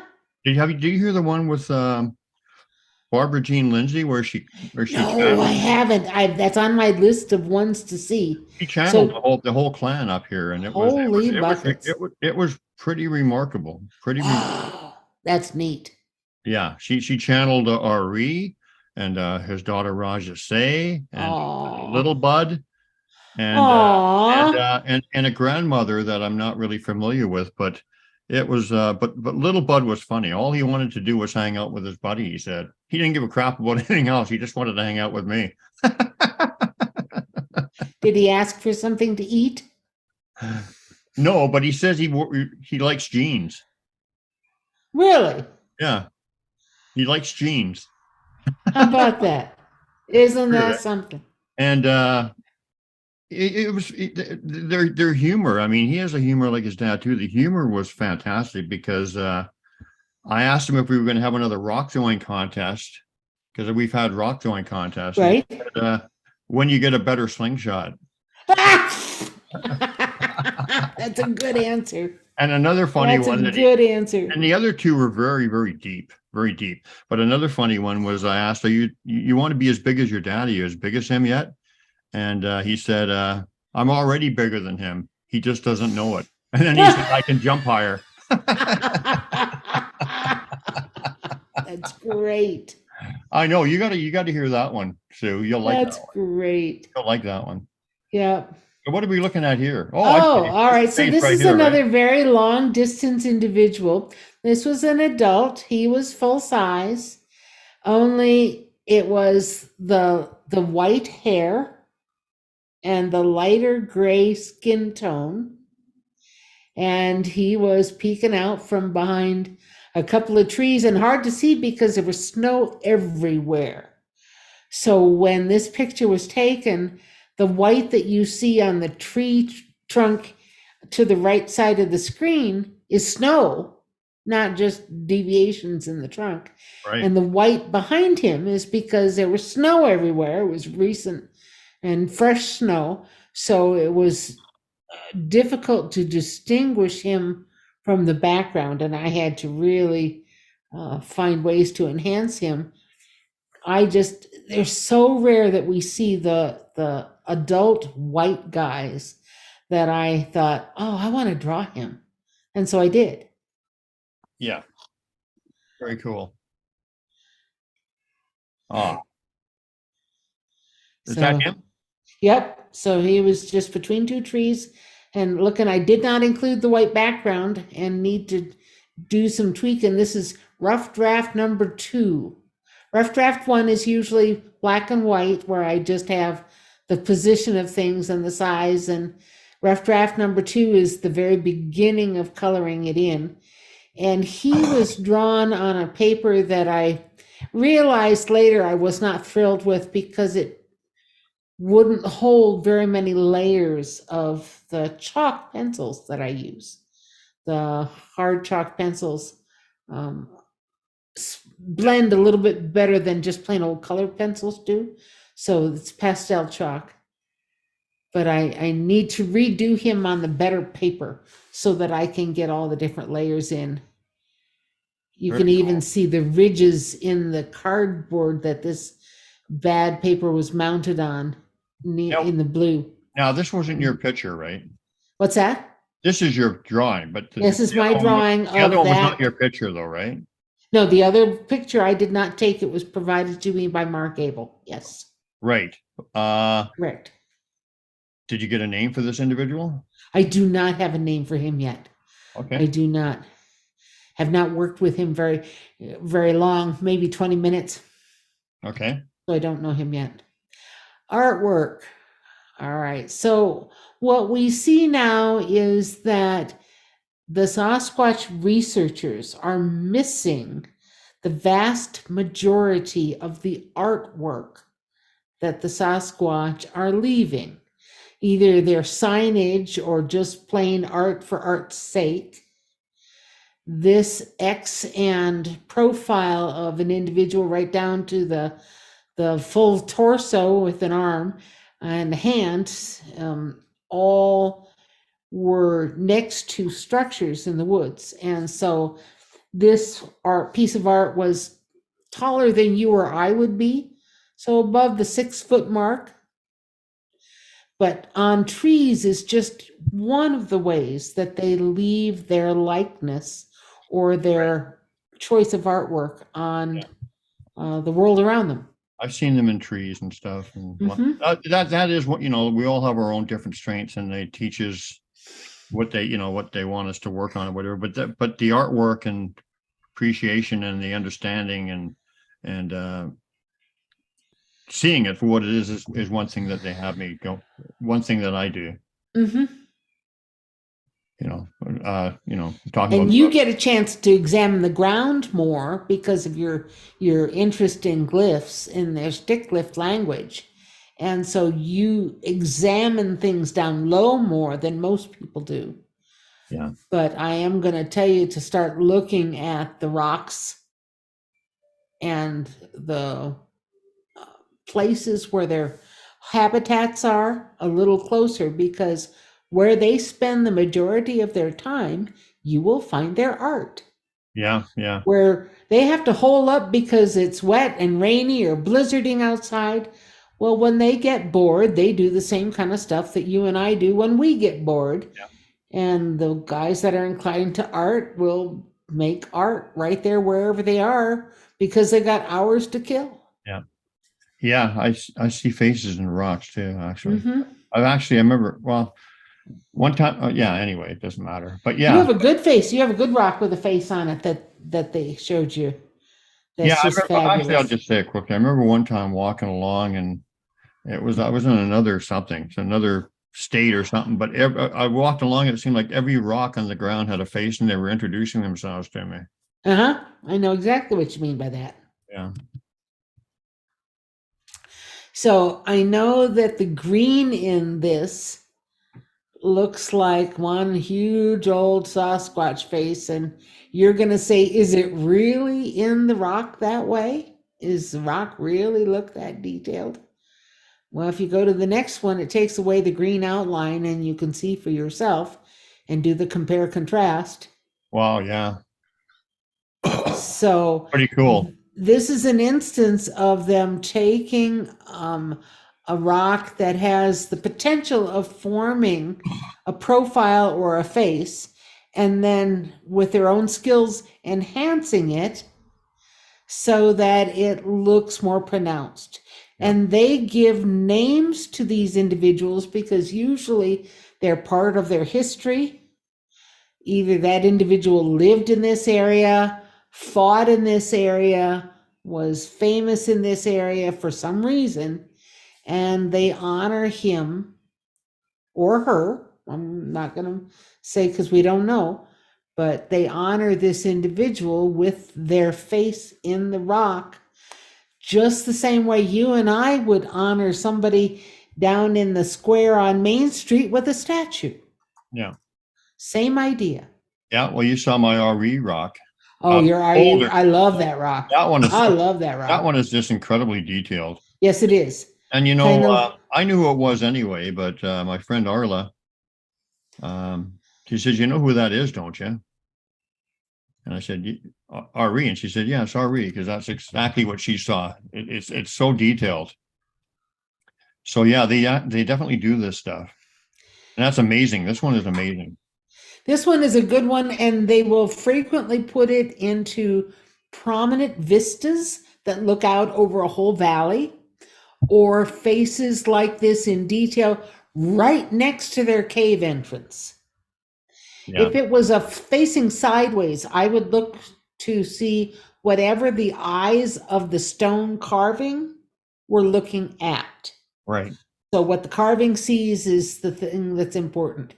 In this instance, the carving is looking out over the valley. Yeah. Awesome. So awesome. Yeah, that's a good one. So right next to this on the right-hand side, you see the beginning of what looks like a dark shadowy area that goes into the ground. There was a cave entrance. And this is up in Colorado. And if you take away the outline, you can see that this profile is looking at the cave entrance. And it's trying to indicate to any Sasquatch going by, hey, if you need it, here's a habitat. It's like seeing a sign along the highway that indicates that there's a hotel coming up. Yeah. Okay, so this is indicating that there's a Sasquatch size place to stay overnight, should you need to. That's kind of cool, isn't it? He's pretty detailed. The next one is without the outline. And Yeah. so you can flip back and forth and see the two. And once you train your eye to see them, then you're going to be scouring the mountainsides and hillsides for them, and you'll find more than you know. Absolutely. There's all kinds of faces and big gigantic faces in the mountains up in BC. Here. Oh, huge. They're worldwide. Yes. They're all over the place. They're everywhere. Once you start connecting with that and start noticing them, you can't help but notice them. They're That's everywhere. right.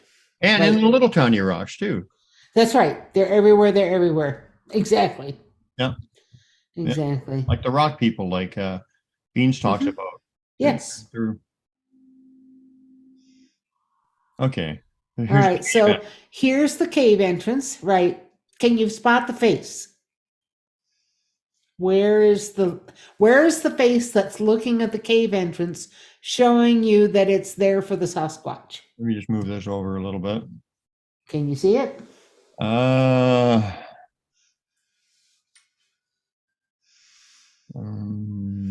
Sometimes I find the chin and the jawline. Sometimes I find the eye sockets or the profile of the eyes, nose, mouth. It just depends. And so I look, and if it's a face that's looking at the entrance, you're looking at kind of a sideways look. It's not here, is it? No. Well, if you go to the next one, you'll see. Okay. Oh, maybe not that one. Sorry. I thought it was right there. Did I not include it? I thought I gave Maybe you you the... didn't. Maybe. Is this the entrance here? Nope, that's a different one. Okay. Flip back one and you'll see it. But go back one more. The eye sockets of this, and you can see the jawline and the eye sockets. If you go see where the cave entrance number 8 sign is, and then if you go sideways from the top edge of the cave entrance, farther right than what you were doing, you see the eye socket, and about the middle of the cave entrance is the nose. Where the bottom of the orange circle is the mouth. On the right of it, about a finger width away. Yeah. Sometimes Yep. you see it and then you just see it. Yep. Sometimes Yep. it takes a while. I don't see it like right off the bat, but Yeah, play with it later. It might be a good one to play with later. Let's see what else we got. I thought I sent you that, but I apparently did not. I'm sorry. no worries. Yep.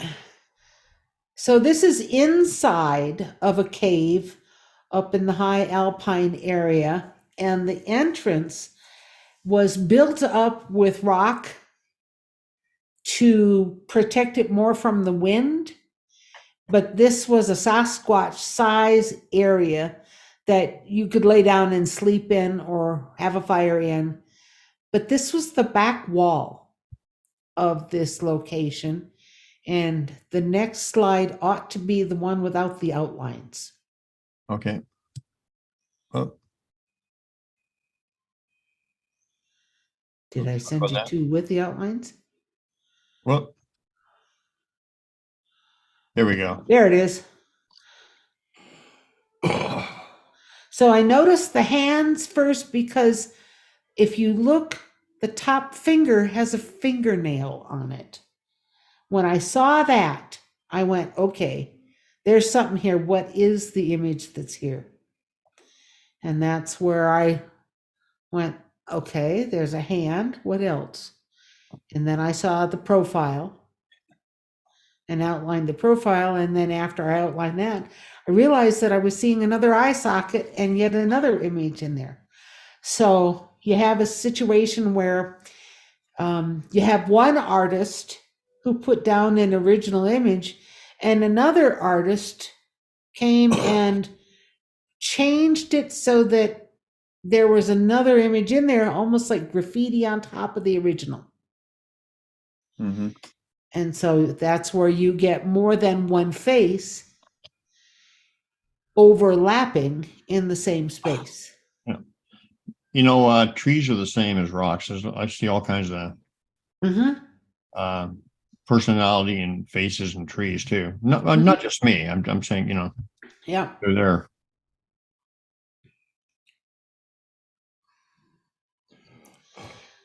So we talked about That's a nice picture. Cindy's Is this picture. yours?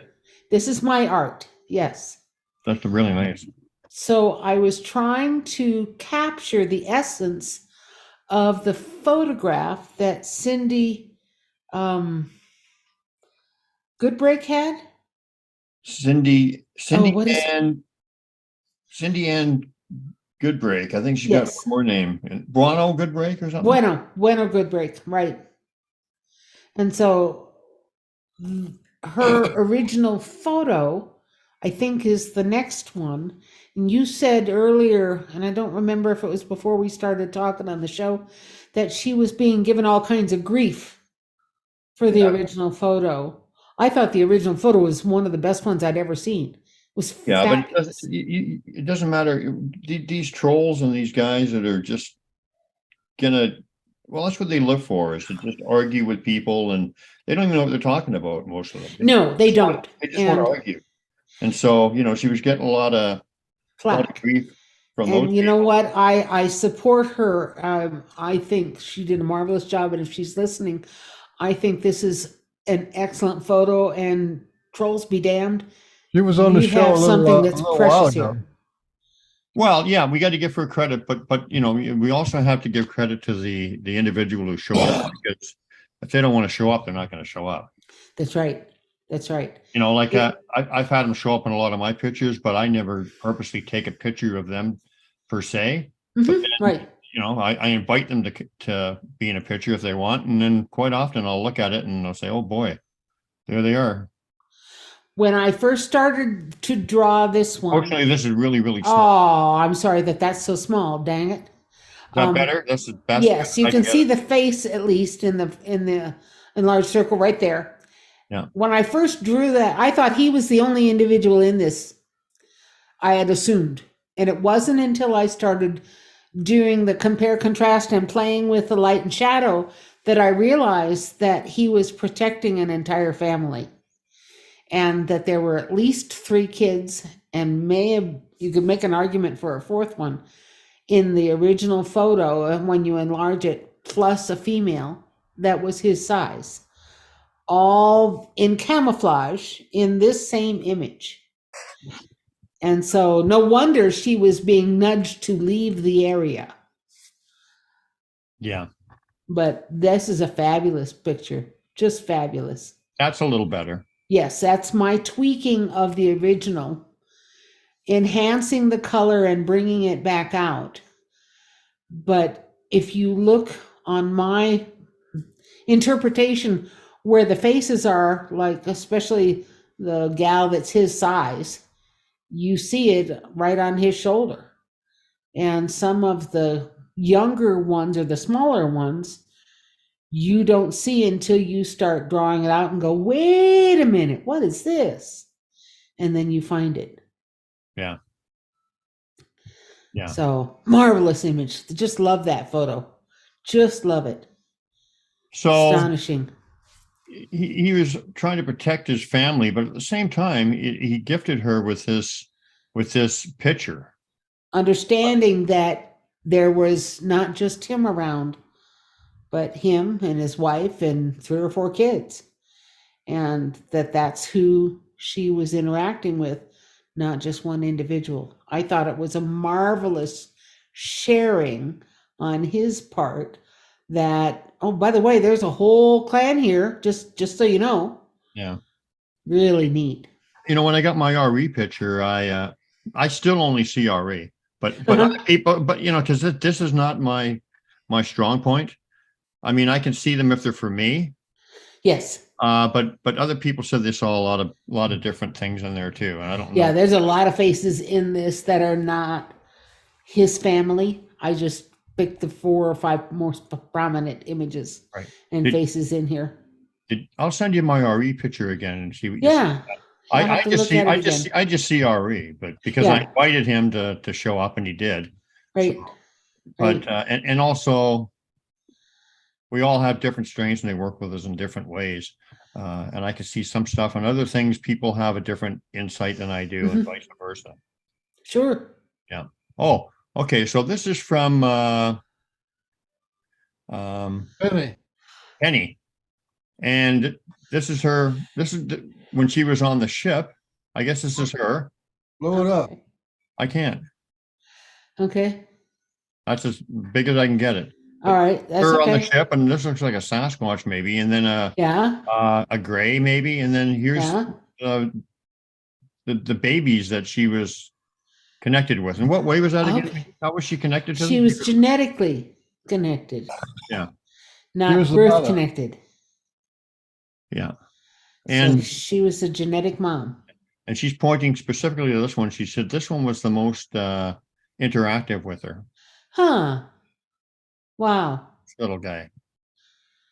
Wow, wow. Yeah, sorry. Sometimes when people some pictures people send me, they're like thumbnail size, and that. Can we see it? Is it big enough? Yep, I can see it. Can't see the babies real clear, but I can see that there are 8 of them. So Yeah. neat. Neat. Okay, so damn it. See, this is small too. So I don't know which. Oh yeah, she said there was a Sasquatch individual somewhere in here. Okay. Oh, there's a red smoking looking stuff. Yep, I Red see smoke. that. That's not supposed to be there. Yep. Well, she said it was interdimensional. That means she's phasing in and out. Yeah. I'd have to That's actually a pretty play good with it. picture. Yeah. It is. It's just I wish I could make it a little bigger. Yeah. Okay. Once again, I can't make it any bigger, but Yeah, and I don't know anything about these photos. When I look at images like this, I look for the little as well as the huge. And I don't assume that if somebody is trying to show me who they are or anything about them in the photo, that it's necessarily right side up either. right. Sometimes I turn it 90 degrees and see it better. In this particular case, I'm not sure what you're looking at yet. How about I get Penny? It's Penny, right? Yeah. Penny Runnell. Actually, she says you know her as Penny Coons from the Oh, okay. Okay. Different name. from the right. Kelly Gathering or something. Yeah. Maybe she can send them to you. Oh, that'd be great. You can And we you can work dissect them together. or something if you want. Sure. Neat. Now we're back at the little. Yep. Back at the little guy. Okay. There we go. Right. Here we go. So we're Well, at that was fun. Yeah. All kinds of stuff. we're at 2 hours and 40 minutes. Do you want to go a little bit longer? I can go another few minutes, but I've got to get myself a little food, something to eat. I confess I didn't have breakfast. Absolutely. Why don't you leave us with something from the Ponte or the Sasquatch, something else they would like to tell us? Well, let me see what the kid, are you still over at the desk? Do they have 8-hour shifts like we do? They have longer shifts. They have more like 12-hour shifts. Oh, Because if they go on at sunset, then they're still on and coming back at dawn. okay, so before you ask her, when you say the desk, how do you describe that? Is it just like she's sitting at an office desk, like a watchman's security? It's a little bit more complicated than that. I've seen them around a central area where a number of them can congregate around what I call an information station in the middle of a room. And that information station can manifest images that are 2D flat on the desk surface, like it was a giant iPad, or it can manifest 3D in the air above the desk, like it's holographic. Okay. And then that desk appears to be touch oriented more than anything else. But I don't see any buttons or knobs to it. It's just a flat surface.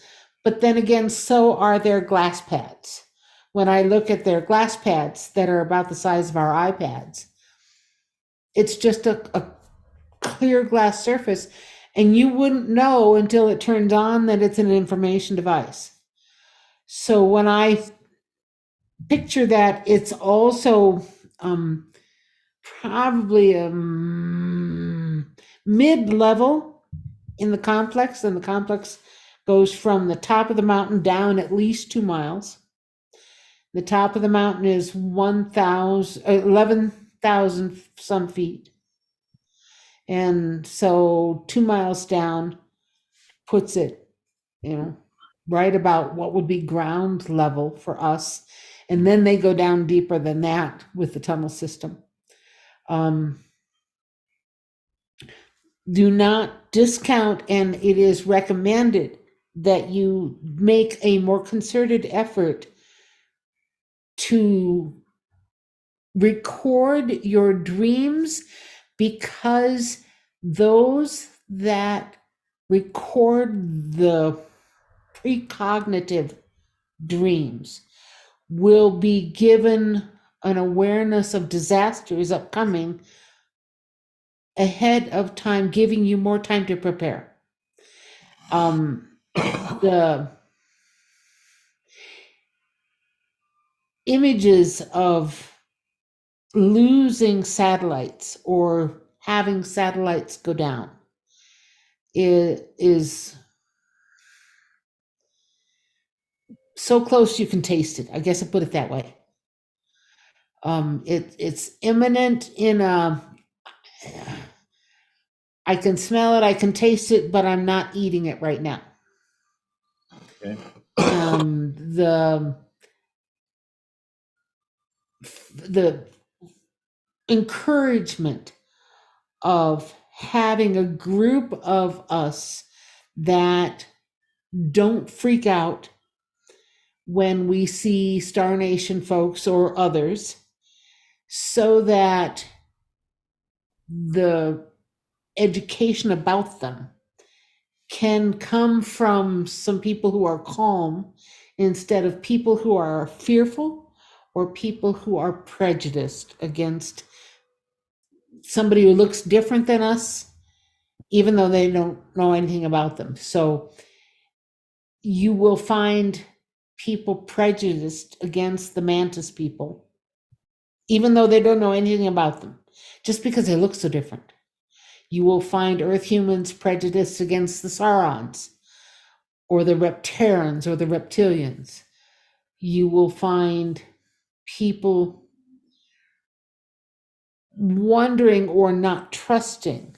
The more distant they look from Earth human, the more the mistrust or the hesitation to trust comes into play.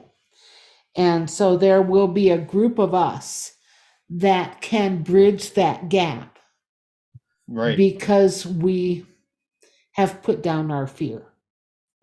And they are seeking more communicators, translators with those same skills and that same, I don't have to be afraid, I just have to observe. Mm-hmm.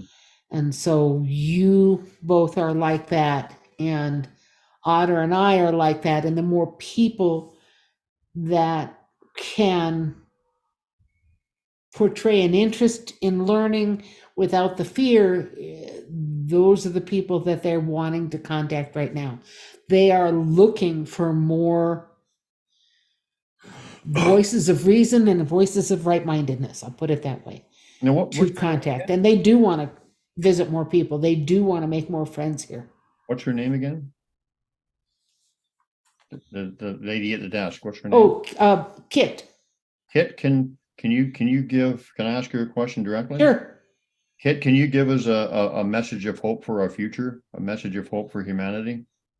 The reset does not involve an extinction level event that takes away everything that you know. It is a reset as in a hard blow, as in you will have to learn to rebuild things, but you can rebuild them from knowledge and be better than what you were before.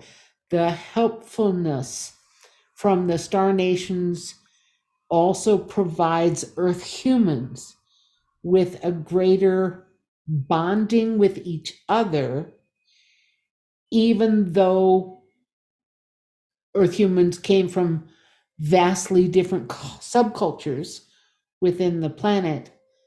That difference tends to become not a difference after the reset button has been hit. Yeah. So we aren't going to die out and not be back to carry on. Kit says that it'll be a hard blow, but we'll still be here. And Kit, when you say rebuild, I'm assuming you're not just talking about building structure, you're talking about building spirituality, connections with each other, Correct, because the away from melting the pot. fear, and all, and just a whole new heart over head and lies kind of thing. Correct, because it forces you to seek like-minded individuals to work with in order to rebuild. If you cannot find new friends amongst the survivors after the catastrophe, then you're forced to go it alone, and your success rate is far less. Do not try to survive this solo with no help. 99.9% of the people who attempt to survive all of this solo will fail because they don't have the knowledge base to do everything. It is the rare person that succeeds. Mm-hmm. It's not impossible, but it is the rare person that succeeds. The extinction level event is exactly what it sounds like for a number of species, but not for Earth humans. You will not be extinct. You will have your population severely cut back. Okay. There is an ascension process via death, but there is not an automatic love and light feel after the disaster with the population that survives. They have crisis to get through first. Yeah. Makes sense. And Kit, are you a fan of the Pork and Bean Show? Yes. Oh, we want to know. Pay attention to your dreams. That's why she teaches the dream teaching. Pay attention and start recording your dreams. You will have a heads up of weeks or months instead of hours or days. Is she talking to She's everybody? talking to you guys. Me and Can you Beans tell are like people You, where to- yeah, how to you get- too. Pork and Bean Show guys. okay. Brian and Frank, pay attention to your dreams and start recording them as much as you can. Leave a notebook by where you take your naps or sleep. Do not ignore even snatches that you remember. Yeah. Because even the snatches build upon one another like chapters in a book. And if you only record a sentence, you won't know what the book is about until you start recording more. Yeah. You know what I found funny about that? You called me by my real name, but you called Mike Frank. I know it. I know. And I don't know why that was. Well, That's the way she said it. yeah. Well, So- yeah, because I told him, I said, yeah, he didn't, I said, don't be surprised if people start calling you Frank Oliver Beans, and he's actually had people call him that. So. Oh, sure. Sure. It's the character you portray, and it is an accurate character for you. Right. What can we say? You, It's your can other you tell- persona. Can you tell people where they can get in touch with you or get in touch with the Ponte? Sure. The website officialfirstcontact.com has the free download of the Telepathy 101 primer, which gives you a free manual for improving your own telepathic skills, as well as protocols for contact with star nations. Both are in the same manual. So you don't have anything to lose because it's all free. If you don't want to read it, you can listen to it online. It's been read aloud now by Divine Fractal, and in 3 parts. That would be a good place to start. If people want to see more Sasquatch artwork, the YouTube channel that I have now used to be the Sue Walker YouTube channel, and I've changed it to Sandia Wisdom so that it matches the other Ponte accounts. Because there is Sasquatch, there are Ponte, there are other star nations, there's archaeoplanetography, there's all kinds of things, presentation-wise and history-wise, on my YouTube channel, and it's just very diverse. So it's everything from Sasquatch kids to serious stuff. And you can have a fun time going through whatever you want to on there. Hizzle If Swizzle posted the official first contact link in the description. great. Comment. I also have, because I've been clairvoyant and medical intuitive now for more than 30 years, I have a SueWalker.com website that has nothing about the Ponte, nothing about the Sasquatch, is only focused on the psychic, medical, intuitive part of my career. And so that existed well before I even knew that the Ponte existed. It's been around for a while. So you can go that way too. There is a lot of my originals are still for sale, and then there's a Redbubble store. That's the official First Contact Redbubble account where you can get Sasquatch t-shirts and mugs and some of the artwork on other stuff. So you can have it printed. If you're ever interested in having someone, a Sasquatch that you saw or interacted with, drawn, and have a portrait done of them. I do that kind of forensic sketch work also, and you can certainly work with me, and we'll work until you say, yep, that's what I saw. Yeah. And so there is a charge for that if you want that portrait, and the prices range from $50 up to $500 kind of thing. Yeah. So it just depends on size, complexity, how long it takes, how many people are or individuals in the photo or the sketch, not photo, or the original. Could you be so kind as to send as many of those links as you wish to I'd be Brian? happy to send all kinds of links. Yes, Send I it to can. Brian so when he goes to do the YouTube, he just doesn't just leave it blank. Oh, I like that. All right. All right. Like I normally do. Well, he just got to get in the habit of doing that. So Yep, people, we'll provide the links so that people can see whatever it is they want to see Our and whole learn more after the fact. I like that. connecting people to people, you know what I mean? That's right. Connecting People people to to knowledge. Fascinations, connecting people to the Sasquatch people. Yeah.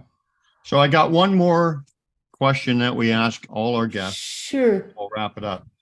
And I feel like, I assume that you've probably been attuned and connected all your life.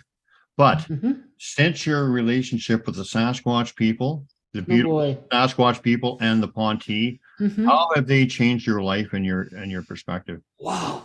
I am very, very aware now that even after a whole career dealing with the paranormal, that my career scratched the surface of the unseen world.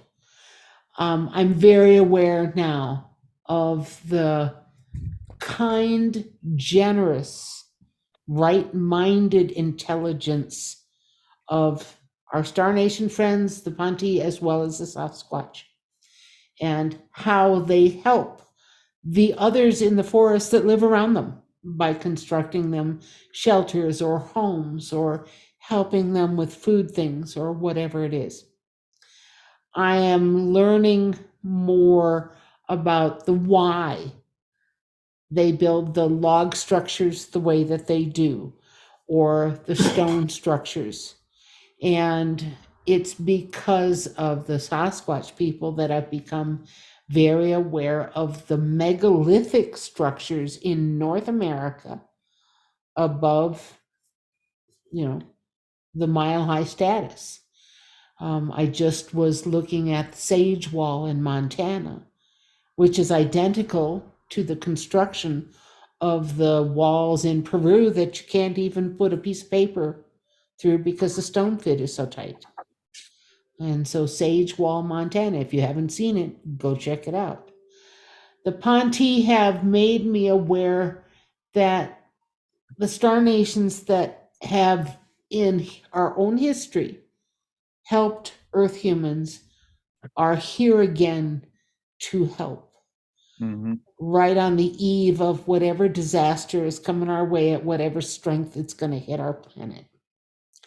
They have educated us about the changes to the other planets in our system and about what kinds of things we can expect, not only from our star, but from our own planet's geomagnetics or changes in that. And so we are also very aware and want to press the point home that you and I aren't doing this necessarily for our generation. We're Right. doing this for our grandchildren so that they have a greater chance of overcoming whatever chaos gets tossed their way by this area of the galaxy. And hopefully, if they hear it enough from us, that they will find their tribe and find a way to overcome the wrong-minded, greedy differences that some of us have, and in a right-minded way, rebuild a culture that works. Yeah. And one where people get along and don't have to kill one another. Yeah. So we want to stress whatever you can do to teach your children and grandchildren the right kind of skills in the right way. It's time to do that now. It really is. Yeah. And I'll be very, very happy if I can see that they have a means and a way to survive. That would be just excellent in my book. Yeah. Until then, you and I are operating on borrowed time, satellite-wise. And at any moment, we can have a CME that totally takes out our ability to communicate just this way on the internet. And I'm hopeful that we skate by a little bit longer because I like talking to you guys. And hope to do it some more and again, and everybody else. But would love to draw out things for people who have experiences either with Star Nation folks or the Sasquatch peoples.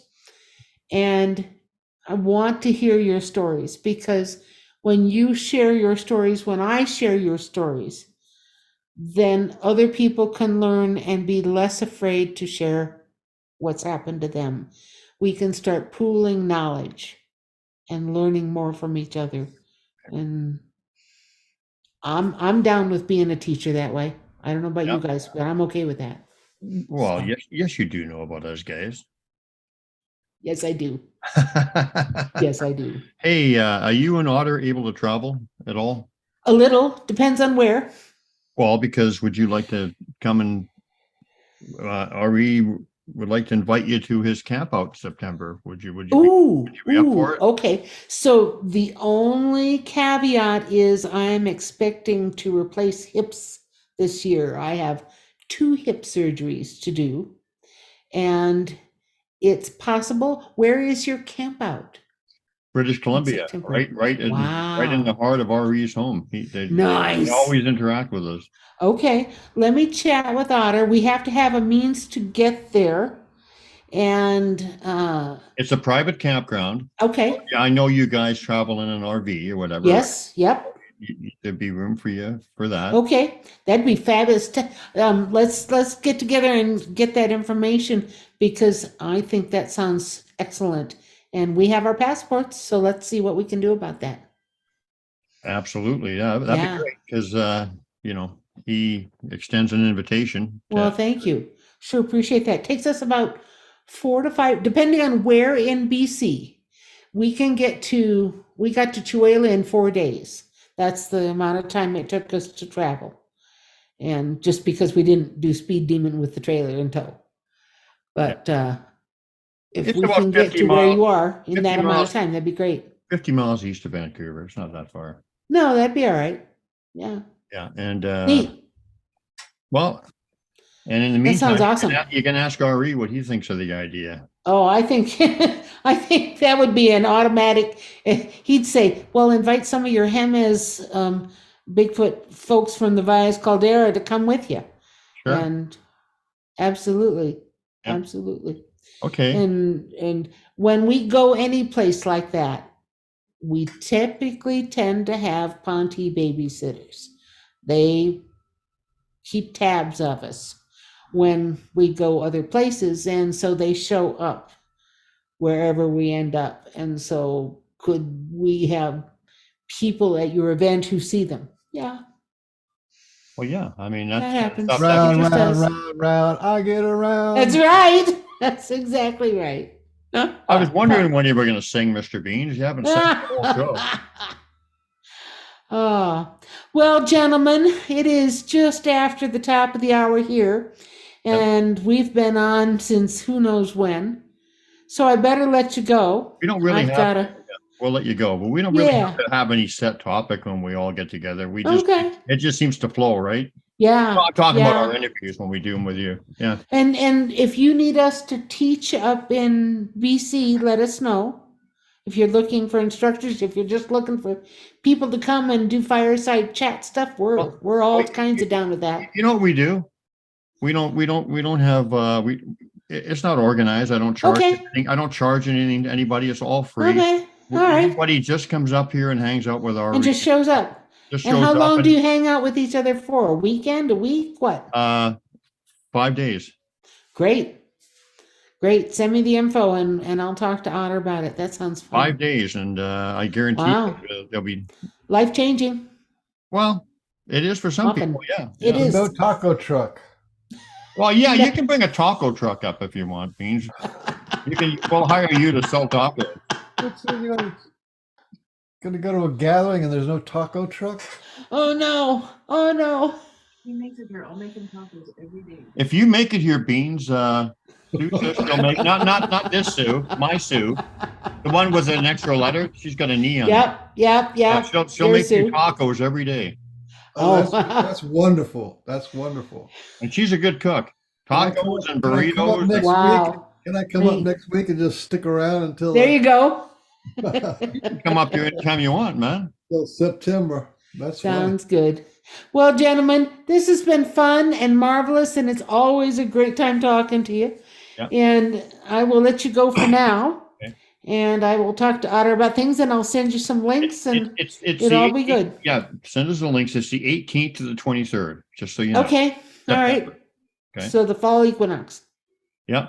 So on behalf of Port Cunningham, I almost forgot my name. Yeah. The world's handsomest man, Frank Oliver Beans. This has been the Pork and Beans Show. Thank you, Sue Walker. I think you've been on Mwah. 4 times. We love you, and Love you too, yeah, and say hi to hope to Otter see you in for us. September. That'd be great. yeah, and thanks for coming, and thanks everybody for watching. And once All again, right. thank you, Bye, everybody. Big Rigatoni for manning the. Thank you, Rigatoni. Yep, that's always important. The All right. Bye-bye, guys. Okay, see ya. Take care. Bye-bye. Bye bye.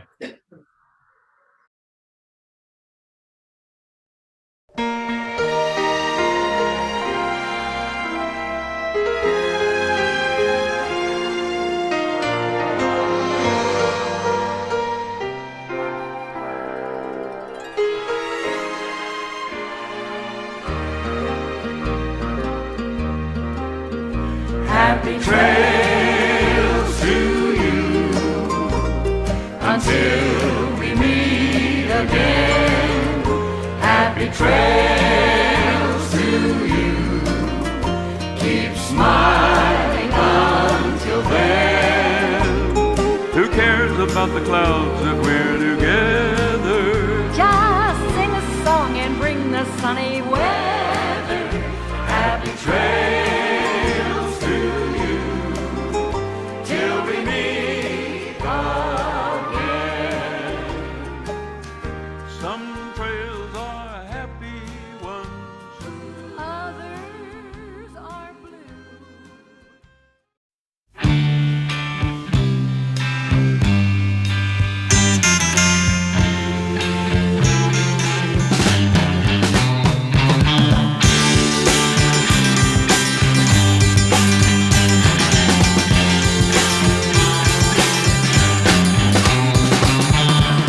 Big sky look down on all the people looking up at the big sky. Everybody's pushing one another around. Big sky feels sad when you see the children scream and cry. But the big sky too big to let it get him down. Big sky too big to cry. Big sky too high to see. People like you and me.